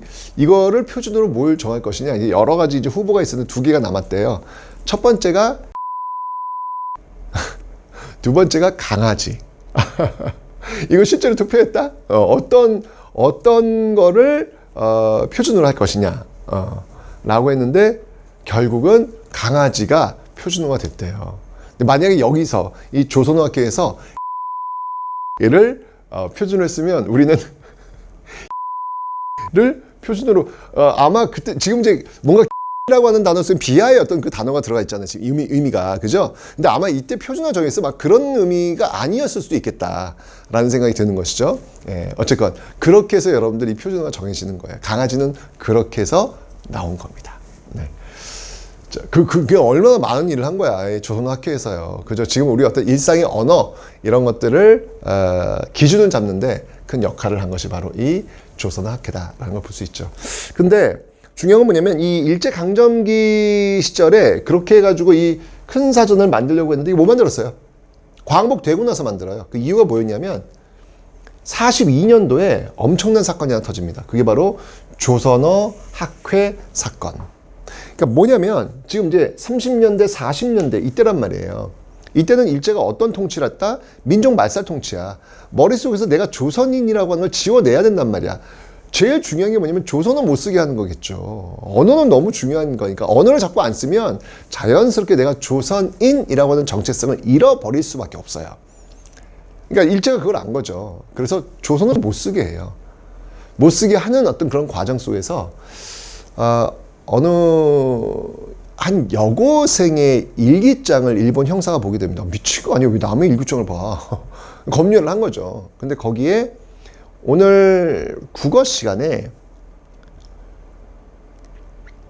국어를 썼다고 선생님한테 혼났다라고 하는 문장이 나와요.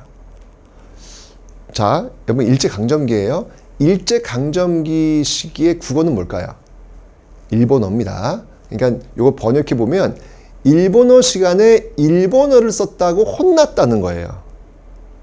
그걸 일본 경찰이 본 거야. 아니 국어 시간에 국어를 썼는데 그걸 혼냈다고? 혼낸 사람 누구지? 라고 해서 혼낸 그 선생님을 잡습니다. 그랬더니 그 선생님이 조선어 학회 회원이었던 거예요.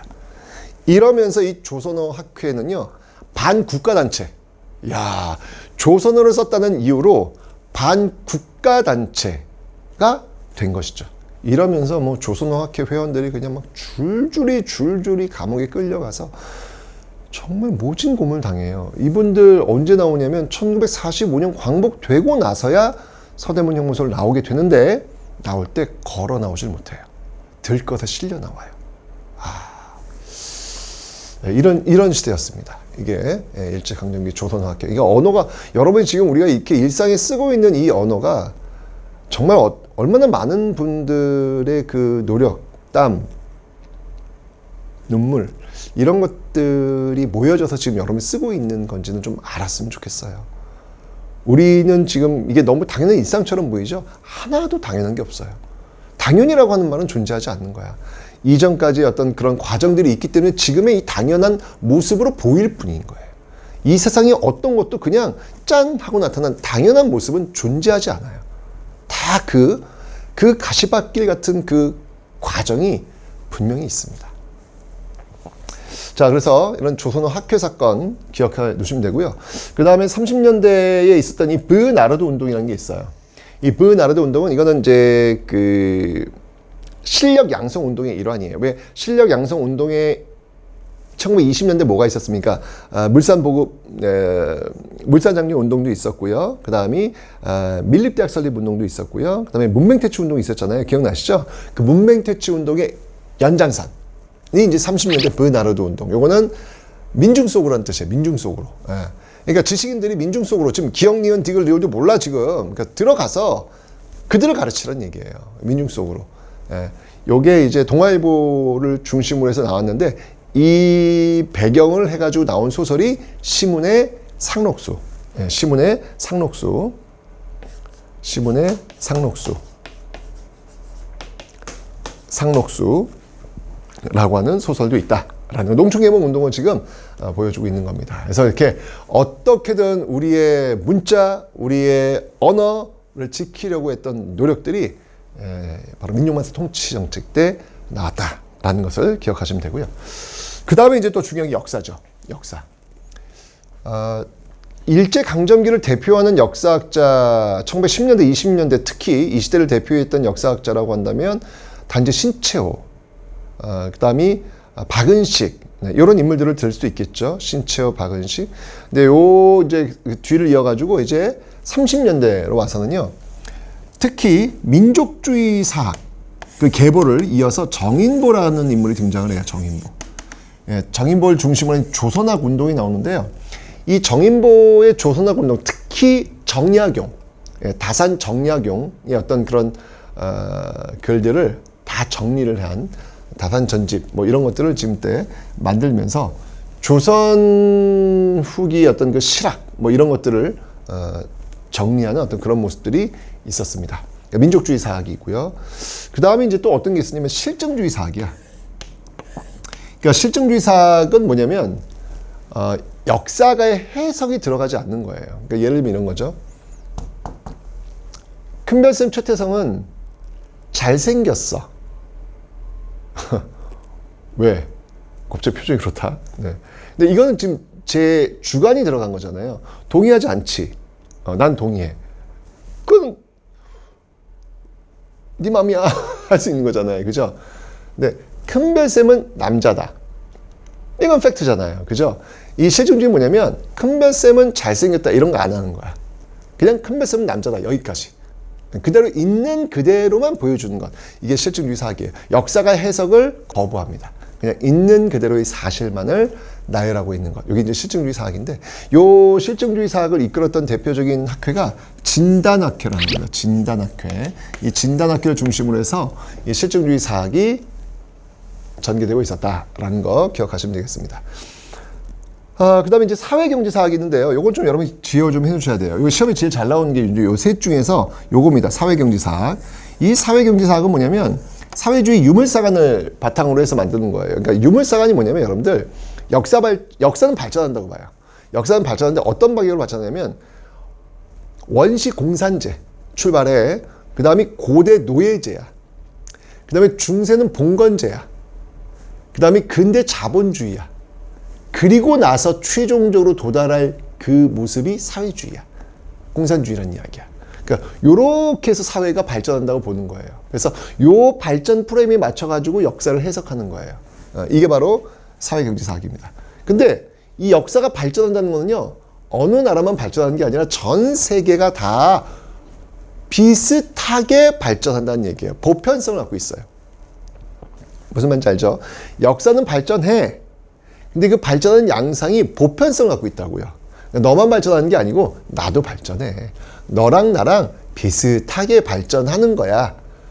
역사는 그렇게 같은 방향으로 갈 거야. 라고 보는 게 이 사회주의, 공산주의 역사관이거든요. 그걸 유물사관이라고 합니다. 바로 여기에 기반을 둬가지고 백남훈이 이 조선사회 경제사라는 책을 써냅니다. 조선사회 경제사. 이 백남훈 기억해 두세요. 백남훈. 비디오 아티스트 백남준이 아니야. 백남훈이야, 백남훈. 근데 옛날에는 이렇게 내가 얘기를 하면 웃었거든? 근데 요즘은 웃지도 않더라. 왜냐면 이제 백남준을 모르더라고. 옛날엔 백남준 하면 딱 알았는데 지금은 저게 웃자고 한 코드야? 몰라. 네. 어쨌건 백남훈입니다. 백남훈. 근데 보세요, 여러분들. 이게 지금 일제가 우리나라 그 식민사관 중에서 뭐가 있었냐면, 조선진들은 늘 싸운다. 당파성론. 둘만 모이면 싸운다, 애들은. 당파성론. 그 다음에 또 뭐가 있냐면, 이 조선은 발전하지 않는다는 거예요. 머물러 있다는 거야. 지금 조선의 수준은 일본 고대사 수준에 머물러 있다는 거예요. 진짜 어이가 없어. 아주 우리 이렇게 미개하게 본 거지, 미개하게. 미개하게 본 거야. 근데 뭐 요즘도 뭐 보니까 뭐 사도광산 거기 푯말해 봤더니 뭐 불결하고 뭐 아주 뭐 부실하지 않은 뭐 조선인 노동자 뭐 이런 식으로 또 썼다는 얘기 있더라고. 정말 그 다른 민족에 대해서 어떤 그 성정에 대해서는 이러쿵 저러쿵 하지 않는 게 나는 맞다고 보거든요. 근데 그런 문구들 이렇게 써놓은지 모르겠어요. 자, 어쨌건 이게 지금 발전하고 다 같이 하는 거야 라고 하는 게 유물사관이잖아요, 지금. 그죠? 근데 일제는 지금 너희는 지금 우리 일본 고대사 수준에 머물러 있어, 미개해 라고 지금 이야기 정체성론이거든. 정체되어 있다는 얘기예요, 조선의 역사는. 그러니까 이 유물사관이 그거를 깰 수 있겠죠. 정체되어 있지 않고 일본 너희 역사와 조선의 역사는 비슷하게 지금 단계를 밟아가지고 발전을 하고 있는 거야 라고 이야기하고 있는 것이죠. 그래서 이 정체성론을 비판할 수 있는 그런 요소들이 바로 이 조선사회 경제사에 담겨져 있다라고 하는 것을 여러분들이 좀 기억해 놓으시면 되겠습니다. 됐죠? 자, 이렇게 1930년대 민족말살 통치 정책이 횡행하고 있는 이 시대에 언어, 국어, 그리고 역사를 지켜내려고 했던 모습들. 국내에서는요, 이런 어떤 저항 모습들이 있었고요. 자, 다음은요, 이제 국외. 일본이 이렇게 전쟁을 막 펼치면서 서서히 무너져가고 있는 게 보이기 시작합니다. 자, 그럼 국외에서는 어떻게 투쟁하고 있을지 그 내용 다음 시간에 한번 확인해 보도록 하겠습니다.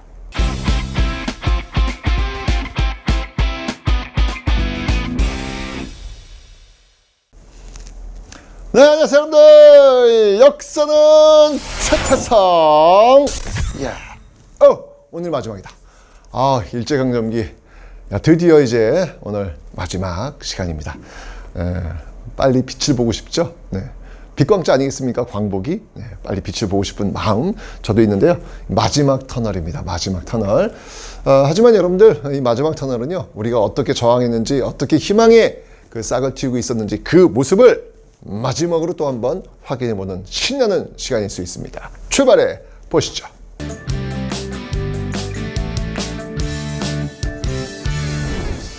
자, 여러분들 지금 보시면 이렇게 1930년대 이후 국외에서 우리가 어떤 저항의 역사를 써왔는지를 지금 보여주고 있습니다.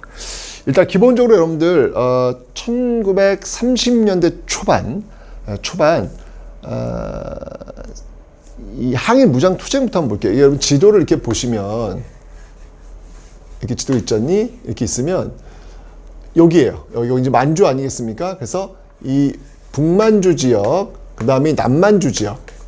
네, 이렇게 좀 나누어서 여러분 좀 봐야 될 것 같아요. 이게 1930년대 초반. 네, 1930년대 초반 싸운 어떤 그런 역사가 되겠습니다. 그래서 북만주 지역, 그 다음이 남만주 지역. 이제 여러분들 이렇게 봐야 되는데, 일단 여기서 제일 중요한 키워드가 있어요. 그게 뭐였냐면, 바로 한중연합작전이라는 겁니다. 이게 굉장히 중요한 키워드예요. 한중연합작전이라는 거. 중국과 하나가 되어서 일제에 맞서 싸웠다는 그런 내용인데, 왜 이게 중요하냐면, 여러분 1920년대 기억나요? 1920년대 항일무장투쟁. 1920년 항일무장투쟁을 보면 봉오동 전투, 청산리 전투, 자유시참변, 삼부통합. 삼부 결성, 삼부 통합으로 오잖아. 근데 그 삼부를 결성하는 그 이후에 일본이 중국 그 군벌과 손을 잡고 미스의 협정이라는 걸 체결해요. 그래서 미스의 협정을 통해 가지고 그 미스의 협정은 뭐냐면 중국 군벌, 어떤 중국과 일본이 손을 잡은 거지, 뭐 쉽게 얘기하면. 그죠? 뭐 중국 전체는 아니겠지만 어쨌건 그 중일 연합이 만주 지역에서 이루어진 것이고, 그로 인해 가지고 이 조선인들, 한국인들이 중국인도 피해 다녀야 되고 일본인도 피해 다녀야 되는 그런 모습이 1920년대였다는 얘기예요. 미스 협정의 어떤 그 계기는 그거였단 말이야. 그런데 1930년대는 중일이 아니네. 한중이야, 한중. 한국과 중국이 지금 하나가 되어서 손을 잡고 있다는 얘기예요. 한중 연합작전을 펼치고 있단 말이야. 그럼 왜 중일에서 한중으로 바뀌었을까? 그 계기가 뭘까를 아셔야 되겠죠. 그 계기는 바로 만주사변이에요. 만주사변. 1931년에 있었던 만주사변. 이 1931년에 있었던 이 만주사변이 계기가 되는 거예요. 만주사변 계기로 해서 이게 무슨 일이야? 일본이 지금 만주를 치고 들어간 거 아니야? 중국인들이 화들짝 놀랬지. 뭐야?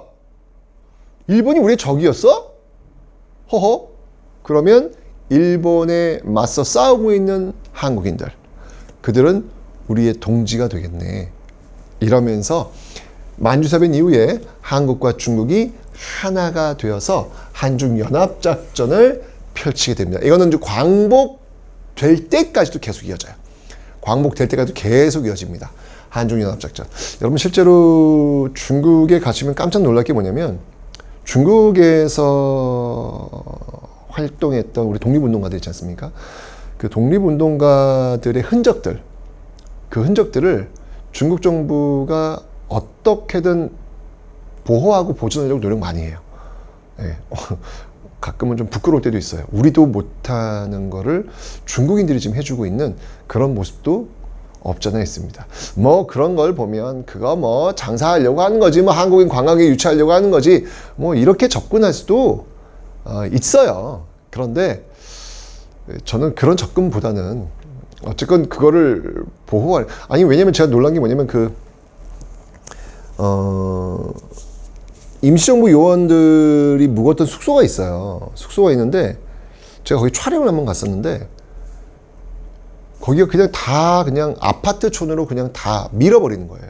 거기 굉장히 비싼 땅덩어리거든요. 저쪽 충칭 쪽에. 그게 그 독립운동가 숙소 마지막 촬영이겠구나라는 생각이 들었어요. 여러분 생각해 보세요. 엄청난 아파트촌이 들어섰는데 거기에 아주 초라한 그냥 함석집이에요. 함석집. 보기도 솔직히 외양도 안 좋아. 그거 우리면 어떡할 것 같아요? 그것도 우리나라 유적지도 아니면 중국 독립운동가가 우리나라에 와가지고 집 하나 지어놓고 거기서 독립운동 했어. 근데 우리 거기다 아파트 지을 거야. 그거 어떡할 거야? 뭘 어떻게 밀어버리지 뭐. 우리 것도 우리는 밀어버리는 스타일인데. 그리고 제가 몇 년 뒤에 다시 촬영했는데 너무 놀라운 일을 봤어요. 아파트촌 들어왔는데 그 독립운동가의 그 숙소만 이렇게 그러니까 이거 대박. 아파트들이 기형적으로 들어선 거예요. 그러니까 거기를 중심으로 해가지고 거기 이 독립운동가 숙소 밀어버리고 거기에 아파트가 딱 들었으면 땅이 예쁘게 들어왔는데 이게 중심이 되고 여기를 피해가지고 아파트들이 들어선 거예요. 야, 이게 땅값 계산하는 우리들한테는 이거는 상상도 할 수 없는 일? 좀 고마웠어요. 고마웠습니다. 그렇게 어떻게든 보존하려고 노력하는 모습들이 있습니다. 그거는 뭐 앞으로 이게 역사가 중요한 거예요. 나중에 뭐 지금은 사실은 뭐 한중 갈등 뭐 이런 것들이 많이 있지만 어쨌건 그런 갈등을 풀어낼 때 그 매개체가 필요할 거 아니에요. 그 매개체가 바로 역사가 되는 겁니다. 우리 이렇게 해왔어. 우리는 이랬던 거야. 라고 해서 그런 매개체를 통해 가지고 또 한번 연결할 수 있는 그런 모습들. 여러분들 역사는요, 고정되어 있지 않아요. 이렇게 막 갈등이잖아요. 지금요. 좋지 않잖아요. 사이 안 좋죠. 근데 어떨 땐 또 필요할 때가 있습니다. 다 그런 거예요. 역사는 고정되어 있지 않아요. 예. 자, 어쨌건 바로 그런 한중 연합 작전이 이 만주사변 계기로 해서 전개가 되고 있다라는 거 봐주시면 되겠습니다. 그래서 북만주 지역에는요, 한국 독립군 지청천 장군이 이끌었던 한국 독립군이 활동을 했고요. 남만주 지역에서는 조선혁명군, 양세봉 장군이 이끄는 조선혁명군. 그러니까 여러분 기억해야 될 게 뭐냐면 1920년대 독립군들 뭐 기억하라 그랬죠? 대한독립군, 홍범도의 대한독립군, 김좌진의 북로군정서 두 개 기억하라 그랬잖아요. 그죠?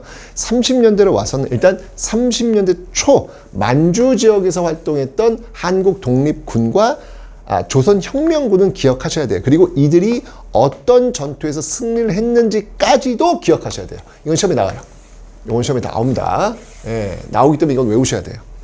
그래서 한국 독립군의 쌍대 전투, 쌍성보 대전자령 전투, 쌍성보 대전자령, 쌍대 전투, 대전자령 쌍성보 전투. 여기 한국 독립군이에요. 한국 광복군 아니야. 한국 독립군이야.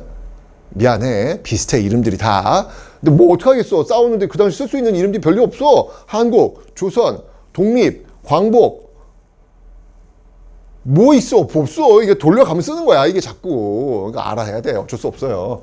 한국 독립군의 지청천. 근데 여러분 기억할 게 뭐냐면 이 지청천 장군은 1940년대 한국 광복군을 이끄는 인물이기도 합니다. 같은 인물이에요. 선생님. 한국 독립군의 지청천이 왜 또 40년에 또 나와요? 같은 인물이에요. 자, 한국 독립군 대전자령 쌍성보 전투.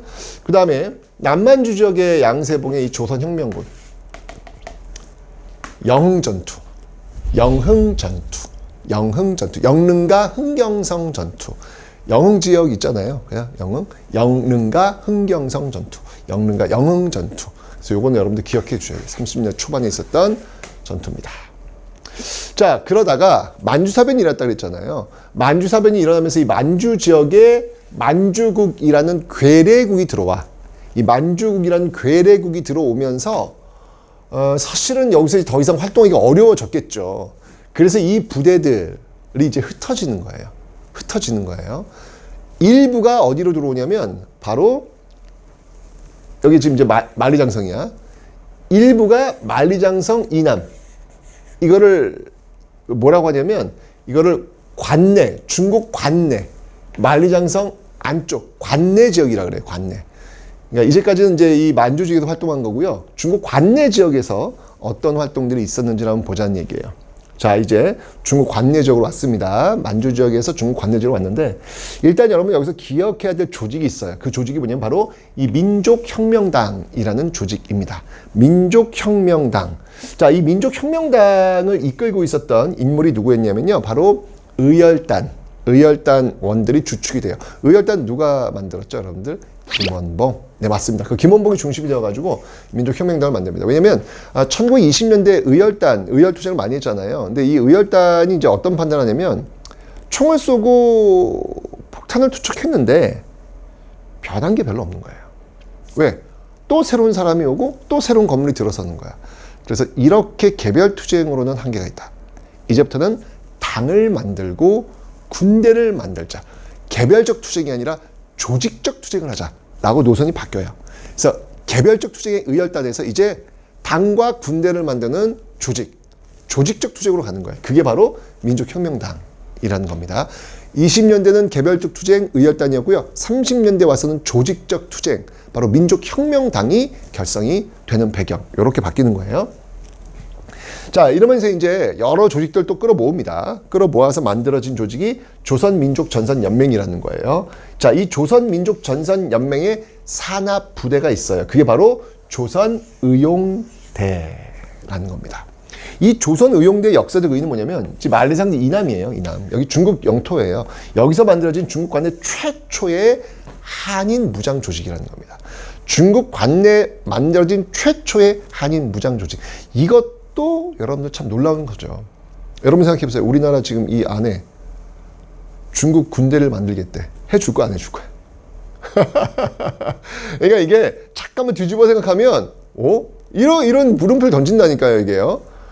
이게 지금 한중연합작전이라고 하는 어떤 그 연장선상에서 이걸 허용을 해준 거예요.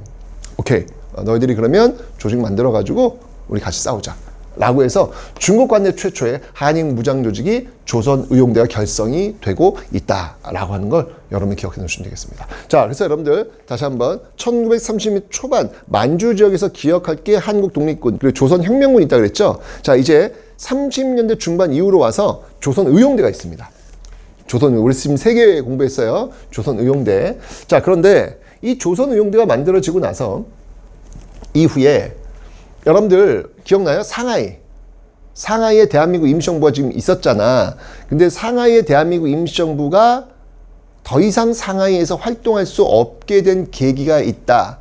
그게 뭐였냐면 바로 김구가 만들었던 한인 애국단, 이봉창, 일본의 폭탄 투척, 천황한테 폭탄 투척, 그리고 윤봉길, 상하이 헝꺼공원 폭탄 투척. 그죠? 상하이 헝꺼공원에서 이 윤봉길의 폭탄 투척이 성공을 하면서 사실상 더 이상 상하이에서 활동하기가 어려워진 거죠. 그러면서 이제 이동을 해요. 근데 이동을 할 때도 역시 마찬가지로 그냥 외로운 이동은 아니고요. 중국 국민당 정부가 전폭적으로 후원을 해줘요. 그래서 이동을 해가지고 어디에 들어올 수 있도록 해주냐면은 충칭. 예, 여러분 허거로 유명한 곳. 예, 충칭으로 올 수 있도록 해줍니다. 자, 그러면서 이 중국 국민당 정부 지원하에 이제 충칭 시대가 열리는 거예요. 충칭 시대. 여기에 와가지고 대한민국 임시정부도 이제 당을 만들어요. 이게 이런 게 뭐냐면, 여러분 지금도 이제 대한민국 정부가 있고 정부의 여당이 있지 않습니까? 그 당이 있잖아요. 그러니까 뭐냐면 이제 새로운 시대에 대한 그 건설, 새로운 어떤 시대에 대한 어떤 그 준비가 필요했던 거예요. 그러면 이제 당이 있어야 되고, 정부를 만들려면 당이 있어야 되고, 또 이제 군대도 있고, 어떤 그 꼴을 갖춰야 되는 것이죠. 그 모습이 충칭 시대에 와서 만들어지는 거예요. 그래서 한국 독립당이 있고요. 그 다음이 건국강령이라는 걸 이제 만듭니다. 왜냐면 이제 분명히 이제 보니까 이제 일본이 지금 이 전쟁의 수렁에 빠졌어. 37년 중일전쟁, 41년 태평양 전쟁. 야, 이거 얘는 망하겠다, 얘는. 이게 보이는 거예요. 그러면 이제 망했을 때 우리가 나라를 어떻게 세울 거야 되는 비전이 있어야 될 거 아니야. 그래서 건국강령이라는 걸 만듭니다. 근데 이 건국강령을 보면 조소왕의 삼균주의가 투영이 돼요. 이 삼균주의는 뭐냐면 교육에 있어서의 평등, 경제에 있어서의 어떤 평등, 정치에 있어서의 평등, 굉장히 사회주의적 성격이 강해요. 예, 그러니까 이런 어떤 그 요소들. 그러니까 왜냐면 이게 일제강점기에 싸웠던 두 축이 뭐냐면 민족주의 진영과 사회주의 진영 이 두 축이 싸웠잖아요. 같이 싸웠잖아요. 그러니까 당연히 이 둘의 어떤 의견이 조율이 된 그런 어떤 모습들이 담길 수밖에 없는 거예요. 그러니까 사회주의 쪽 의견도 반영이 될 수밖에 없는 것이죠. 그래서 이 삼균주의, 평균이라고 하는 거예요. 평등이라고 하는 거예요. 그런 개념들이 꽤 많이 들어와 있어요. 그렇다고 해서 사회주의 국가를 만들자는 건 아니야. 제가 얘기했지만 민족주의 진영, 자본주의 진영과 사회주의의 어떤 그 요소들이 지금 같이 들어와 있더라라고 하는 거, 건국강령. 그리고 산하부대가 바로 이 한국광복군. 이 한국광복군을 이끌고 있었던 인물이 지청천. 아까 여러분들 만주 괴뢰국이 세워지면서 만주 지역에서 활동하기 좀 어려워졌다 그랬잖아요. 이동을 한 거예요, 지청천은요. 그래서 여기에 대한민국 임시정부 산하부대였던 이 한국광복군을 이끌고 있는 것이죠. 대일선전포고. 배웠죠? 또 영국의 요청에 인도 미얀마의 전선에 또 한국광복이 파견됐고 있고요. 그 다음에 이제 OSS, 미국 OSS 그 부대와 함께 국내 진공작전을 준비하는 그런 모습들도 있었죠. 근데 여기서 여러분 기억할 게 뭐냐면 이 한국광복군에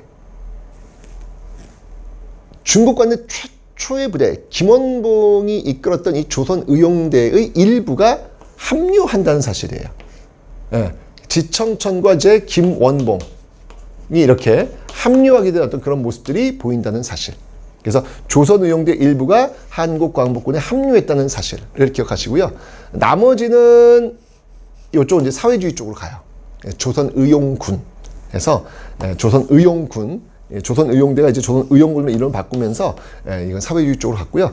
김원봉과 일부 세력들은 바로 이렇게 대한민국 임시정부 한국광복군에 합류하고 있더라. 자, 이게 지금 국외에서 지금 벌어지고 있는 모습들인데 1940년대 오면요, 이제 일제 패망이 누가 봐도 보여. 누가 봐도 보이는 거예요. 국내에서도 준비합니다. 여운형을 중심으로 한 조선건국동맹이라는 조직을 만들어서 이제 일제 패망 이후를 준비하는 모습도 보이고 있더라. 네. 일제가 이제 망하나 봅니다. 때가 오나 봅니다. 지금 국외, 국내 다 지금 일제 패망 이후를 준비하고 있는 모습들 여러분 보셨죠? 자, 이제 그 일제가 패망하는 그날로 한번 떠나 보겠습니다.